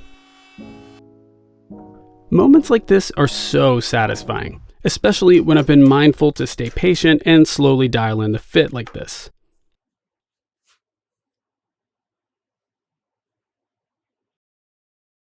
The final task to complete shaping my leg top cross support arm thingies is to cut the angles on the ends and again round over all the edges. These operations are super straightforward.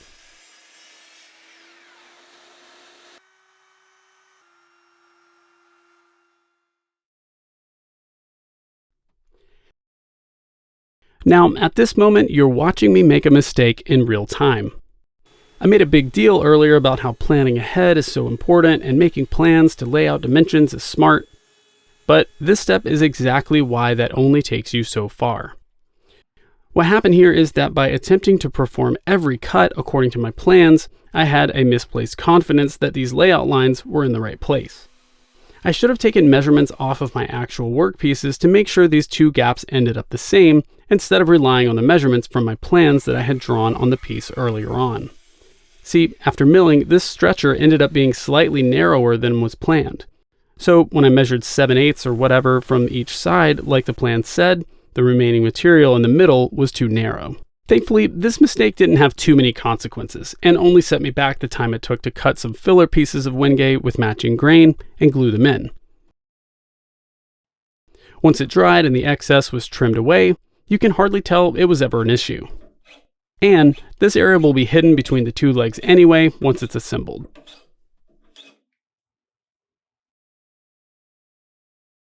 With that handled, I can now keep going by cutting these to the correct depth. This is also the moment I can start working on the joinery for the feet. This might be the most complex joint I've ever made in my woodworking career. The way these feet interlock with the stretcher is effectively just a fancy half-lap joint in which both pieces have extra recesses in order to wrap around each other. It's really kind of hard to explain, so if my explanation is confusing here, just keep watching and you'll see it come together. But basically, it starts by making cuts equal in height to half the height of the feet. Then the width of the foot blanks are marked on the piece, which sets the bottom of the angles we need to cut out on the stretcher, which will become the recesses that accept the angled shape of the feet. I'll translate those angles onto the feet themselves and cut those bevels on the table saw.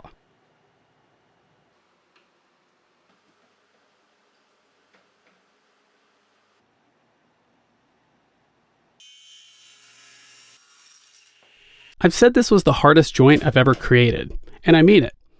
It's an odd feeling to simultaneously be excited about an operation and a project like this and afraid of screwing it up at the same time. I guess it's actually some type of adrenaline response. It's exciting because it's a new adventure of sorts, but equally raises feelings of anxiety because there are stakes involved. I could really screw this up if I don't get this right on the first try.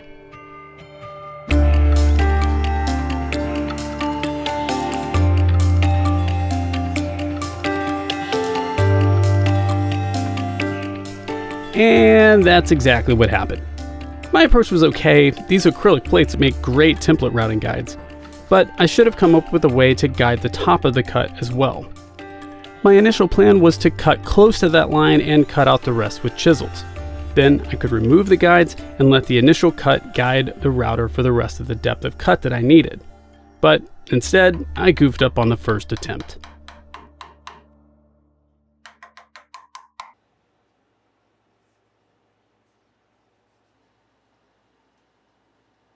I immediately went back into repair mode to fix it. I found a piece of scrap Wenge from this same board and worked up this small chunk to glue in. And it's about at this moment that I realized that I was probably going to be cutting this whole repair away later on when I put all the angles onto the stretcher. But because I wasn't sure, I went ahead with it anyway. With that repair done, I figured out how to make the rest basically perfect by adding this third plate to the process.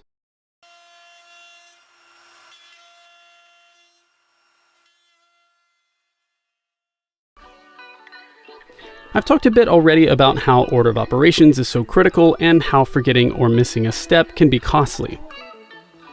Well, here's another example of that. It isn't catastrophic, but because I didn't cut out the sides of these joints before cutting the bevels onto the feet, I now have to get it done without having a flat, square surface available to reliably run them through a power tool and cut them quickly. Enter hand tools. And this isn't a knock on hand tools, I'm just not that great with them and care more about getting these to fit snugly than perfecting my chisel skills. But often having to use hand tools instead of machines is the mother of invention. It gave me time to think about how to get it done without having to do all 4 of these by hand, and I have to say, it worked pretty well.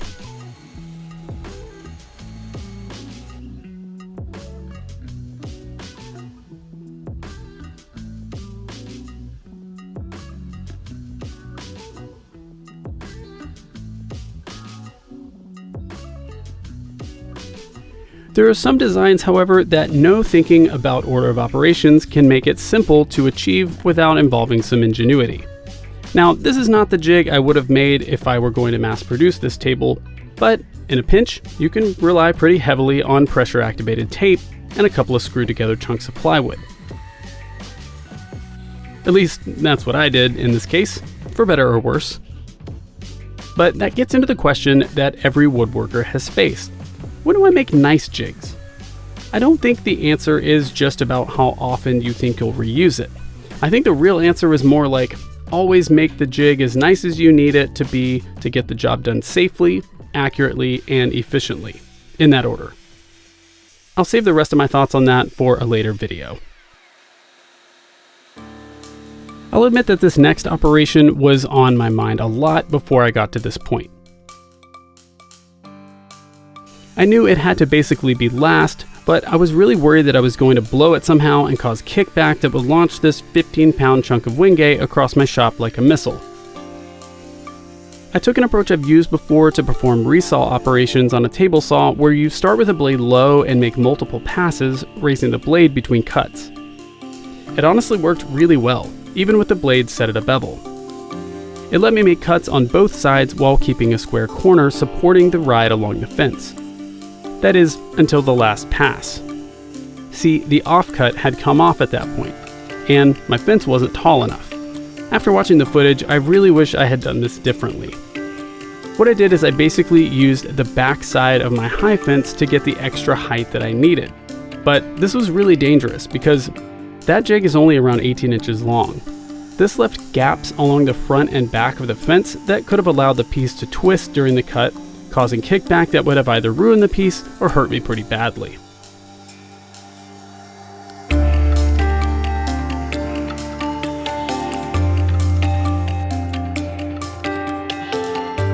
It worked out fine, but I can guarantee I won't be taking this kind of risk again in the future.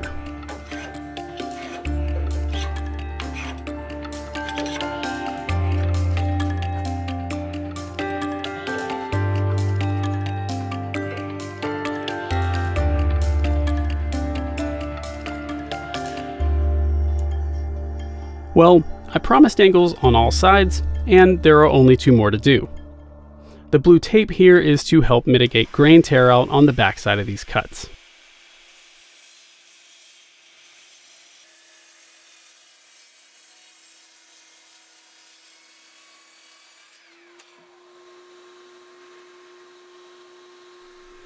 Alright, I know it's been a while since we've seen the top of this piece, but it's time to finish this panel's transformation from DIY countertop scrap to high-end furniture component.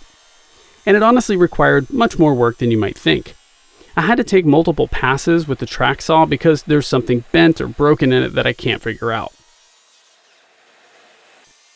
But I got it done. However, because of that issue, I couldn't use it to cut the bevels on the underside like I normally would.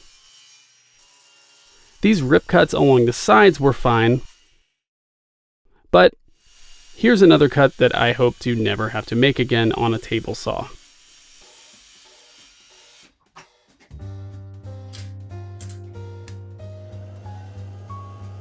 I'm really grateful for this new drum sander I just got. It takes up a lot less space in my shop than my old one and saved me a ton of pain straightening out this panel, which was nowhere near flat. But I'm also really grateful for my Limbs shoes. I've been wearing these casually for over a year now and just started wearing them as my shop shoes. I reached out to Limbs to tell them what a difference they've been making for me on long days in the shop, and the amazing team there was kind enough to send me a complimentary pair to keep me on my feet for the next year. All of their shoes and boots are designed with a wide toe box and zero drop soles, which emulates how your feet are naturally positioned when standing barefoot. This is not a sponsorship, but as an affiliate, I'll put a couple links in the description where you can pick up a pair for yourself. And if you do, it'll help the channel. Either way, to my friends over at Limbs, thanks for the shoes. I always have mixed feelings about this part of the project, where all that's left to do is the fine detail stuff like sanding and finishing. On one hand, it's boring, monotonous work that happens to be incredibly important to delivering an excellent product. And on the other, it's exciting to be so close to finally seeing this whole thing come together that has so far only been a drawing or vision I can see in my mind's eye.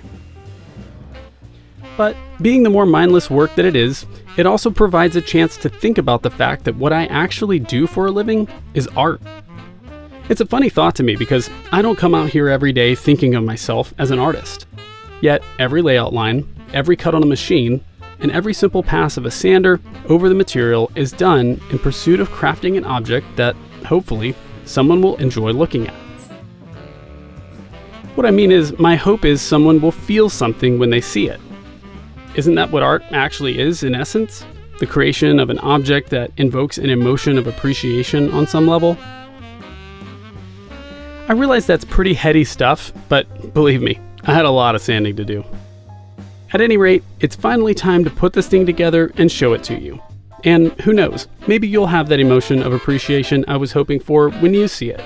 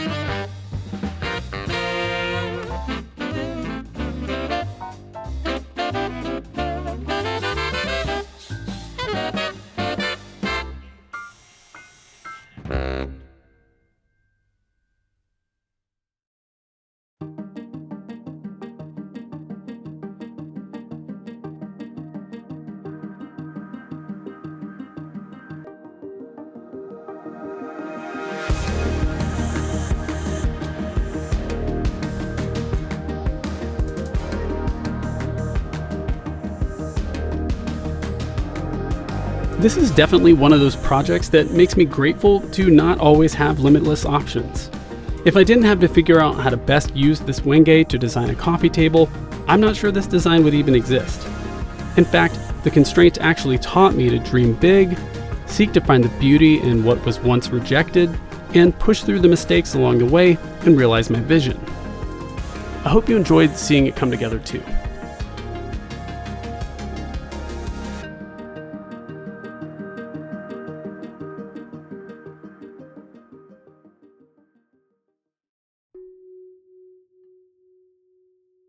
This project started with one simple objective: make side tables to match the coffee table. But anytime a client gives me free rein to design what I want, simple seems to take a back seat.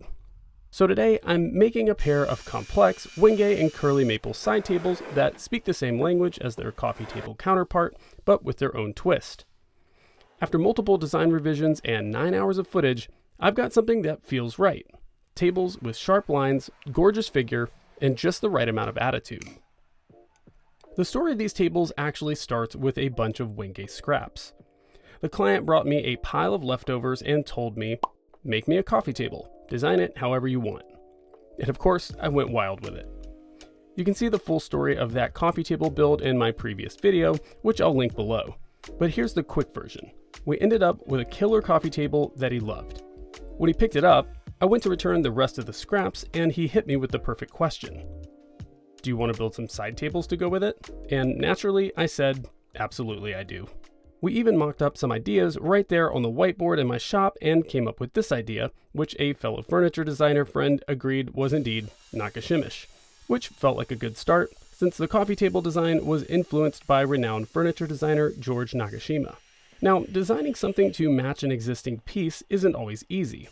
The challenge isn't just creating something that looks good on its own, but making sure it feels like it belongs in the set. You want the pieces to have a design language that ties them together. Same materials, similar shapes, complementary details. For this build, I already knew that I wanted to use curly maple again, just like the coffee table. And I wanted to bring back some of the angular features and joinery that I had going in the coffee table. But the rest, That's where the struggle began. At first I thought I could push the angular design even further and maybe go for a cantilever style. That sounds pretty cool, right? I gave it a shot and even made 5 different versions of this, but it just didn't feel right. Too chunky, too heavy, and still somehow unstable. And here's a valuable lesson I learned in my journey as a designer and problem solver. Sometimes it's better to just start from scratch rather than to try and polish up a mediocre idea. So that's what I did. The coffee table was the best thing I've ever designed to date. So I decided to take it as a starting point and see what would happen if I just smushed it into side table proportions. But that didn't feel like enough either. It was kind of boring. Like I was just repeating myself without adding anything fresh. So I went back to the drawing board again. I tried a conoid approach, letting the legs cant outward, but that felt pretty odd too. It wasn't until version 8 that I finally hit on something that clicked. The bottom stretcher and feet stayed the same, but now the tables stand on a central pillar. The legs taper outward in both directions, giving it a dynamic and yet balanced look. It feels like it's got a strong presence, but still has that delicate touch in its proportions. I also had a great idea for a really unique feature on the tops of these, but we'll talk more about that later. And don't worry, I did clean up that vestigial glue on the end there. Sometimes with projects like these, I don't always know where to start. So I like to just pick something that's really obvious and get things rolling. The existing panels I had contained some quarter sawn boards for some reason, so what you've been watching me do so far is cut those out and remake those panels to rough dimensions using just the face grain boards and glue up those quarter sawn offcuts to make my blanks for the bottom stretcher of the base. One of the great things about approaching the project this way is I know when I get these done, I can just set them off to one side, and by then I will have had enough time to think about what to do next. One of the most visually interesting parts of these side tables is the legs. So before I worked on any of the other curly maple parts, I wanted to make sure that I found the board with the most interesting figure to use for my leg blanks. And once I found that, I hand selected the sections I wanted to use and started breaking them down and milling them. Back to this idea of not always knowing what to do next, I realized by saying that I could be betraying a lack of intentionality or planning in my projects. And, well, fair enough. I don't plan out every minute detail of my projects, but I do make plans, and pretty detailed ones for that matter. I just don't put steps in order that don't have to be in order, and therefore I sometimes put myself in a bit of a choose-your-own-adventure scenario. In this case, I picked Make the Legs page 4, so I turned to page 4 and started down that path. So now we're going to follow that storyline as far as we can go for now. So the legs have a lot going on for this design. They have the rough dimensions, but then they taper in 2 directions. Each leg is straight on one side and tapers from the top toward the bottom, and also tapers equally across the face.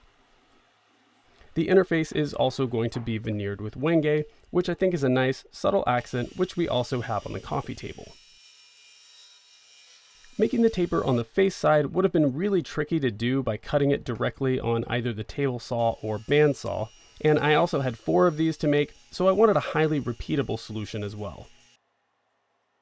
So I made this planing sled that basically jacks up one end to the precise height necessary to achieve the 2-degree angle I needed to put on these, and then lets me carefully plane each one to the same thickness.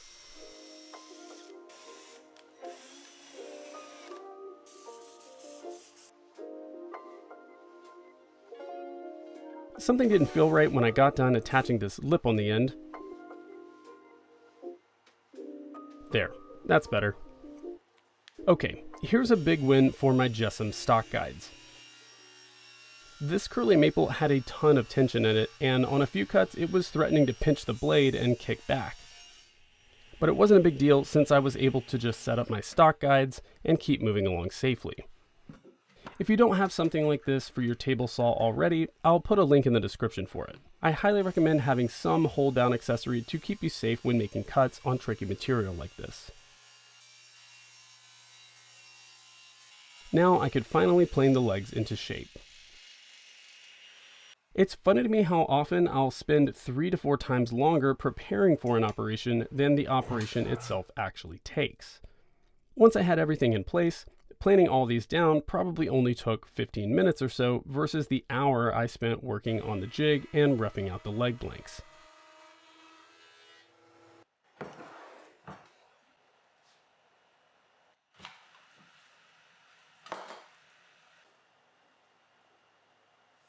The next stage of the legs adventure was to make up the veneer for the inner faces.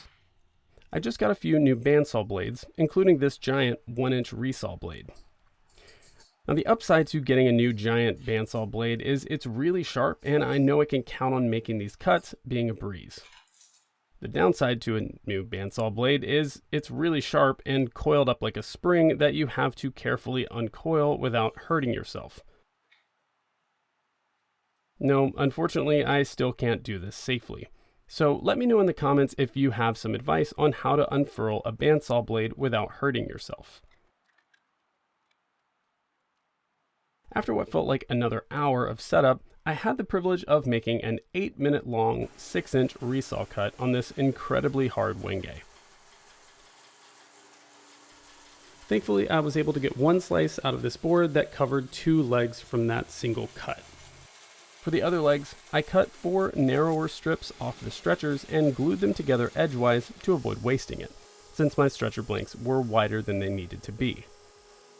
To get these down to the proper thickness for veneer, I sent them through the drum sander until they were around a 32nd of an inch thick.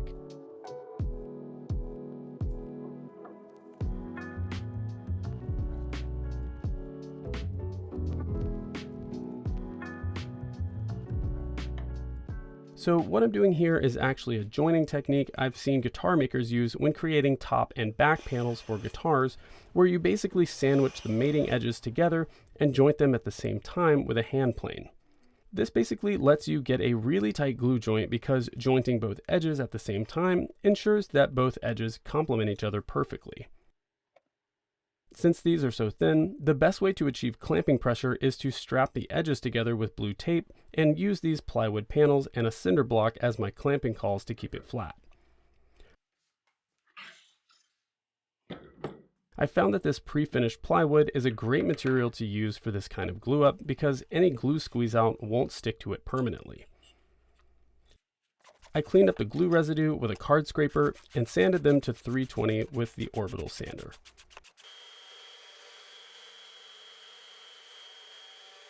Attaching the veneer to these was complicated. I don't have a vacuum bag, and clamping things that have angles on them can be tough. Luckily, I have pairs of angle things to clamp up and figured out a system to do each pair at the same time. But I needed a lot of clamps. By stacking them and rotating them 180 degrees from each other, this negated the angles and gave me clamping surfaces that were parallel to each other.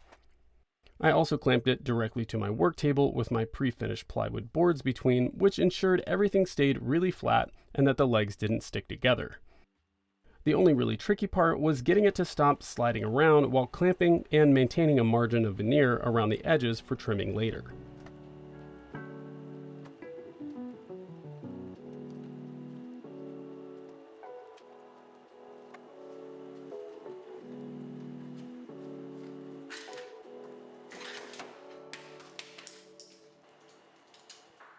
I learned my lesson last time about how to flush trim this wenge. Wenge is really brittle and wants to shatter when it's routed. So I made an effort to cut the end grain by hand and just used this huge flush trim bit on a low RPM to ensure I got clean cuts all the way around.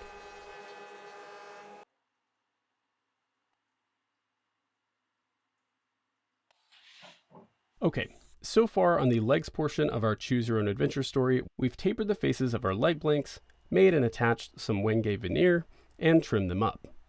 Now it's time to cut the other tapers. And to do that, I'm using this tapering sled. I took my time on this first one in order to set the correct angle for the fence and added a stop block behind the workpiece. Since I have to do this for 4 legs, this will make the other 3 just a matter of popping it into the jig and clamping it down.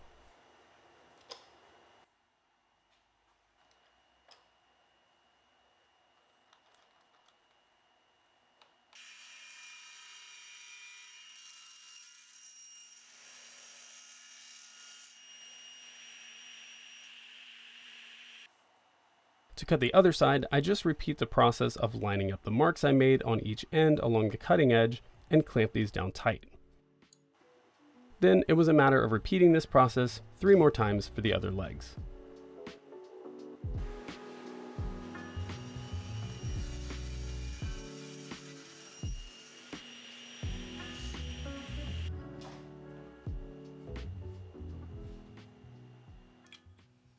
One thing that's really tricky about highly figured material like this curly maple is its tendency toward grain tear out. But you can overcome that tendency with a super sharp plane iron as long as you've read the grain correctly. And this sharpening system has completely changed my relationship with my hand planes. These are ceramic stones and only need a little water for lubrication instead of having to use oil or soak them in water before use. Being able to touch up my micro bevel in about a minute means I don't hesitate to grab my planes now.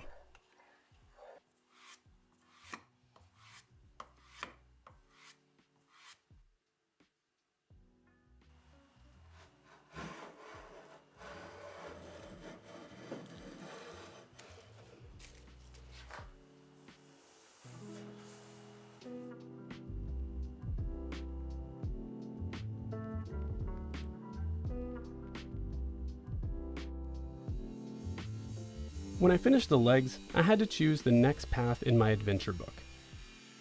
So while I was deciding what to work on specifically next, I took a short side quest titled Generally Mill Up Other Maple Parts.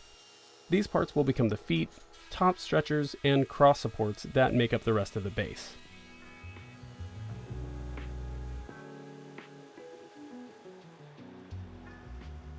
And with a few more parts roughed out, it felt right to resume working on the bottom wenge stretchers I glued up earlier.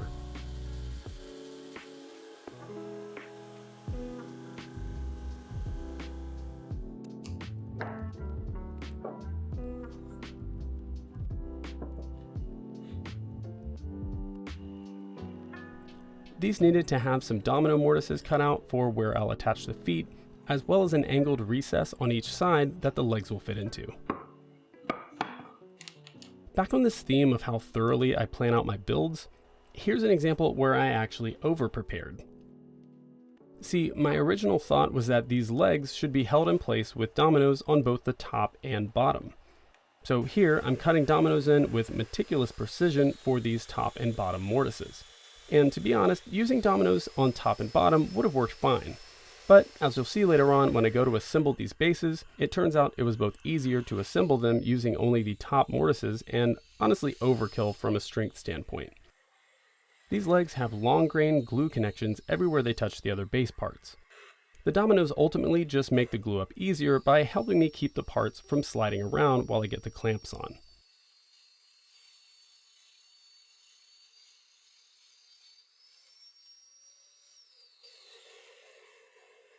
For some reason, of all the little subplots on this side table building adventure, I found myself looking forward to this part. You saw me marking these out earlier using the tapered legs to set my layout lines. Well, these middle sections are getting routed about a ½ inch deep so each leg can nestle inside its own little wenge nook. And these little acrylic plates are perfect for on-the-fly routing templates for operations like this. I made 3 passes on each of these to just nibble away at it because the wenge is really hard, and also because my templating bit is only like 1/4 inch long. And now that I say that out loud, I also feel obligated to say, no need to leave me a comment telling me how long your templating bit is. Anyway, it took a while, but when all 4 of these were done, the level of precision I was able to achieve by doing it this way was pretty dang rewarding. With the joinery on the stretchers done, I came to another fork in the journey. And since I'm a dad with young children, I'm just going to use terminology that's familiar to me. So this chapter is going to be called Footies. This might be the first time that I've made a part for a project that has 0 right angles on it. Even the footies on the coffee table had right angles because in that case I had designed them to interlock with the base stretcher in a way that created at least some internally.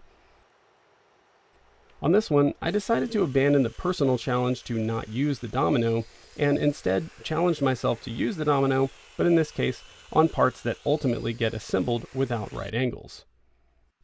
The key to making this work, of course, is to cut all the domino mortises a little longer than necessary to start with, and to make them all before cutting any of the angles onto the parts. And if you're wondering how I'm going to clamp these onto the base stretcher later on, at this point in the build, so am I. But I did find a solution for that, which I'll share in a minute. But first, I had to work out cutting an angle onto every side of these footies. As you'll see, the cutting operations themselves aren't that complex, but the order of everything matters here. So first, I'm using my tapering sled again, and you saw me set up some custom stop blocks with double-sided tape. Those don't provide any clamping force here, but they do make it really easy to set up the other 7 of these that I have to do. This first cut I just made is the main bevel that runs along the top of the footy. Now you might wonder why I would stop and hand plane these right now, since I'm going to be cutting angles on all sides. Well, I said the order of operations would be important. This is the last time these footies will easily clamp into the vise. Seems to me like a great time to plane the bottom and main bevel faces. However, this is not the last time that they'll be in the vise. I still have a few tricks up my sleeve that I'll show, well, right now. To put the next round of bevels on the footies, I needed to be able to run them through the table saw both parallel to the table and also upside down. So the bottom of the footy is facing up, due to the direction my table saw blade tilts. So to solve the parallel problem, I just taped on the offcuts that I had saved from making the first round of bevel cuts, and that worked pretty well, apart from the dust spewing from my saw like a geyser. Also, did you know the word geyser is spelled G-E-Y-S-E-R? I may or may not have come with at least 2 other wrong spellings before letting spell check correct me on that. And the other problem I had was all the spiky offcut chunks that weren't connected to anything that threatened to become projectiles had I not been using a riving knife. So, safety first, right?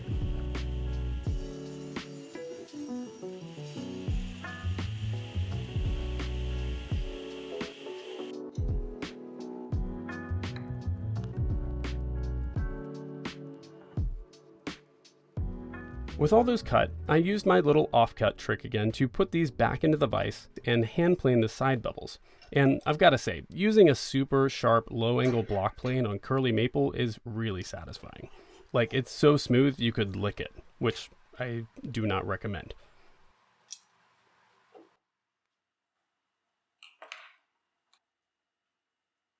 Okay, with all the footies done, I could turn my attention to the top parts of the base.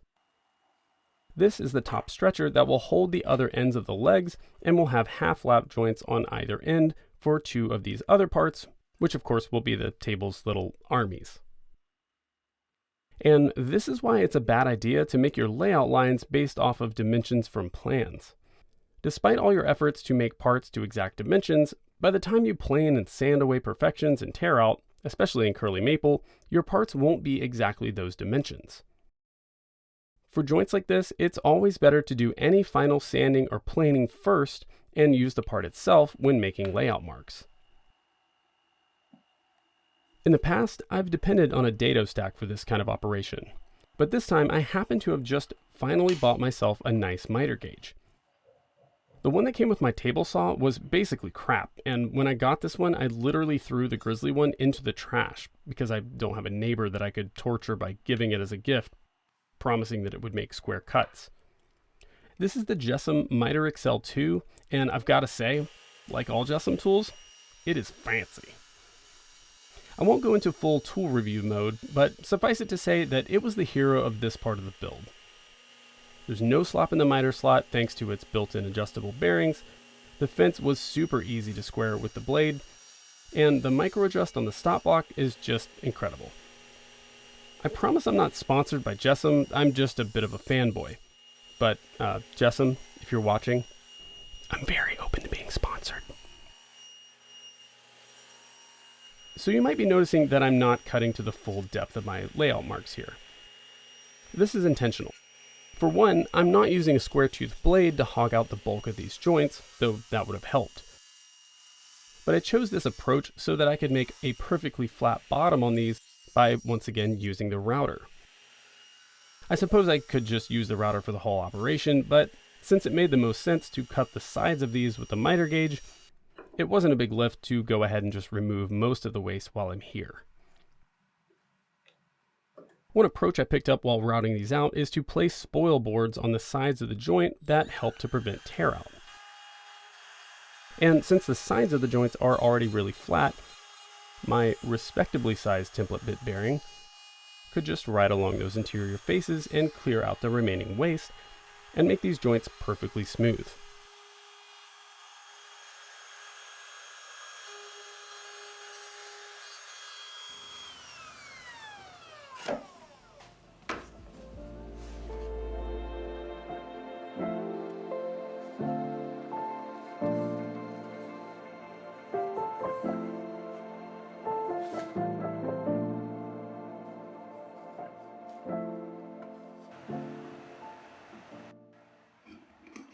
One big takeaway from the coffee table build was just how sketchy my first attempt at cutting bevels on the stretcher sides was. I explained the questionable approach in that video, but the gist was that I used a sacrificial fence to extend my table saw fence height, giving the stretcher corner something to ride against for the final bevel cut. My error was that it was too short and could have allowed for kickback to occur. For this build, I came up with a better solution, modifying my trusty Jessam stock guides to attach a longer sacrificial fence. This way I was able to attach a taller fence to my saw without using clamps that could have gotten in the way of my stretchers during the cut. I make these bevel cuts in a couple of passes on each side. So doing it this way takes the pressure off me, the workpiece, and the saw. And here as I make the final pass, you can see that I had to adjust the fence a little to line the blade up with the initial kerf, since we cut a whole kerf off the other side.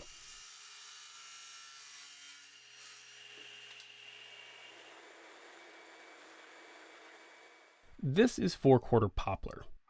So why do I need 4/4 poplar in this build? Well, I'm preparing to work on the cool thing I said I had planned for the top.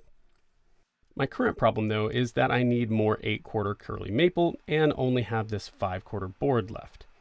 So for those of you who have no clue what I'm talking about with these numerical quarters, 5/4 is just a fancy woodworking way of saying it's 1 1/4 inches thick. Anyway, it's too thin to use for the little decorative touch I'm going to add to these wenge tops. So before I could really start working on that feature, I had to make myself some plywood. And if you're thinking these chunks of poplar and curly maple are too thick to work as plywood and wood movement is going to be an issue, don't worry. I looked it up and it turns out that poplar and maple have almost the same exact tangential shrinkage percentage. This means for air-conditioned seasonal movement of kiln-dried poplar and maple, you could expect a 10-inch board of poplar to move 0.082 inches, or the same size curly maple board to move 0.1 inches, for a difference of around 0.02 of an inch seasonally. So the difference in expected seasonal wood movement is negligible. So with that data in mind, I confidently glued up my little plywood chunk. And because only one edge of this curly maple was very curly and I need enough for 2 tables, I rotated the bottom panel 180 degrees from the top so that I'll end up with 2 strips with a lot of the same kind of figure on each side. Okay, I'll stop teasing you about this fancy feature for the tops. Basically, what I'm going to do with my curly maple plywood is weave a strip of curly maple into the tops so that they look like they have a little organic looking curly maple lake in them, where the ends of the maple are still surrounded by wenge. I experimented with this technique in a previous video using some walnut scraps, and it turned out pretty cool, so I want to do it on these tables. It's a design risk, but it's unique, and that's what I'm going for on these tables. And depending on how they turn out, this could be the only time that I ever use this design feature on a table. So the way I'm going to do this is to make a couple sets of templates and then cut and template route both sides so they match. Now, I know some of you might be wondering why I'm not just using the method where you stack 2 boards and cut them at the same time, like plenty of folks have done for these fancy woven cutting boards. I go into greater detail on how and why I did everything to make this work in my previous video, but the short version is that I want these lines to be really curvy and somewhat organic looking, rather than just smooth curves. And template routing offers a lot more control over the lines I end up with versus just cutting them out on the fly. And this is the other reason.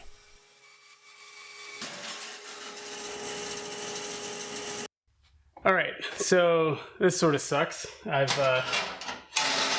broken my 1/4-inch bandsaw blade. I wondered if that was going to happen because for whatever reason, I think because this is really thick and because it's Wenge and it's really, really hard, it wasn't able to cut it like quickly enough to make the turns or something like that. I couldn't get it to like bite when I was turning it, and so it was just twisting the blade inside of the kerf, which obviously applies a lot more pressure to that saw blade.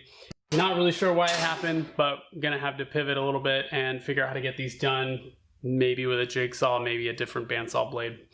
We'll find out. I didn't have another 1/4-inch blade, so I just grabbed my jigsaw and took my time ripping through this Wenge. It's pretty tough to do, and it took a lot longer than what I'm showing here. There's also blade deflection to worry about with the jigsaw. I can cut directly on my line at the top, but usually the blade exits the bottom somewhere that isn't perpendicular to the top face. Thankfully, in this particular case, all the blade deflection happened to be away from my cut line, which just meant I had more material to route away at the bottom than at the top. Had it been going the other way, it would have been a big problem because then I couldn't route it back to a square edge. As you can see, I do have a longer templating bit. And once I routed as much as I could with it, I moved over to the giant flush trim bit on the router table.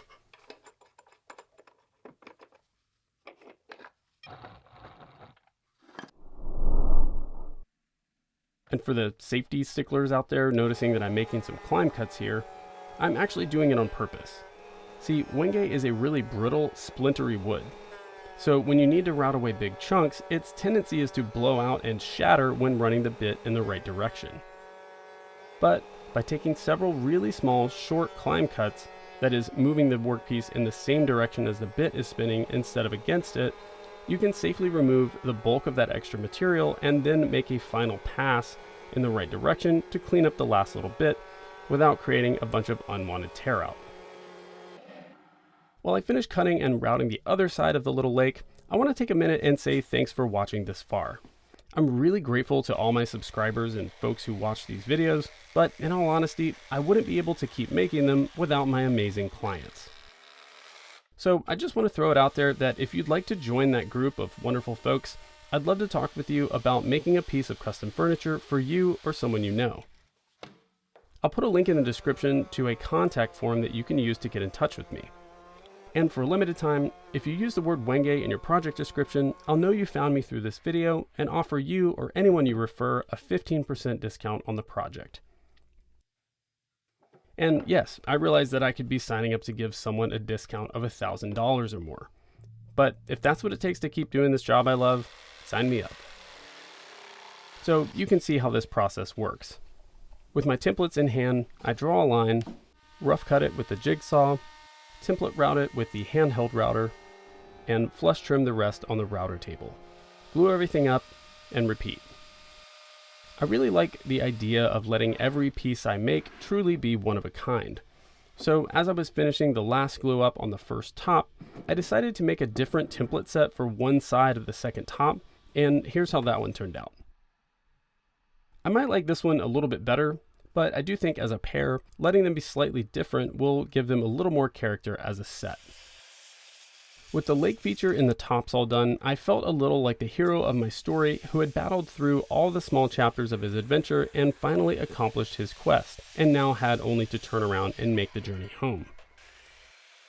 There are all these little details that could stand to wait until all the complicated stuff was done, but are more or less simple to do, like the rest of these angles, a bit of sanding, and a few edge details like a little 16th inch roundover. But there was still one obstacle left to face. I had to work out a way to clamp these angled footies onto my angled stretcher. It would be really hard to just slap a clamp on there and actually get even clamping pressure on it that would ensure everything stays straight. Thankfully, I watch a lot of YouTube and recently saw how Chris Salamone solved a very similar problem by making these cool clamping cauls that wrap around the footy and matches the angle, and also leaves a little hole to avoid crunching the toe of the footy, I guess. So I quickly threw these together from some scrap plywood, And after working out that I needed to clamp them directly onto the footies first, they performed perfectly to get all the footies glued up nice and straight.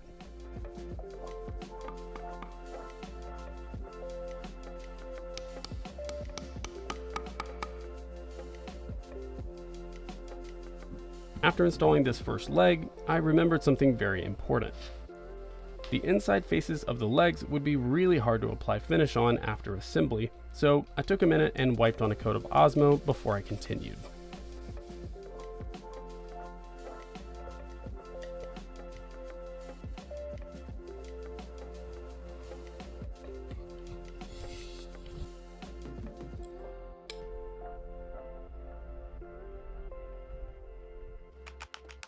This is always the part that you want to see when working with curly maple like this. It's really fun to know this beauty is there the whole time you're making parts, even though it's temporarily dull and gray looking. But when you soak it with oil like this and see that shine, it's like finally receiving the payoff for all your effort. The last leg of the journey toward home is putting some final details on these tops. The only remaining element of the coffee table's design language we need to get these tables to speak is the edge profile. There's nothing extraordinary about it, it's just a plain 45-degree underbevel. And I've used it on several projects at this point. But without it, these tables would look too chunky and top-heavy, and wouldn't look nearly as cohesive when placed next to the coffee table. Alright, now we just have to put a little finish on it and show you how it turned out.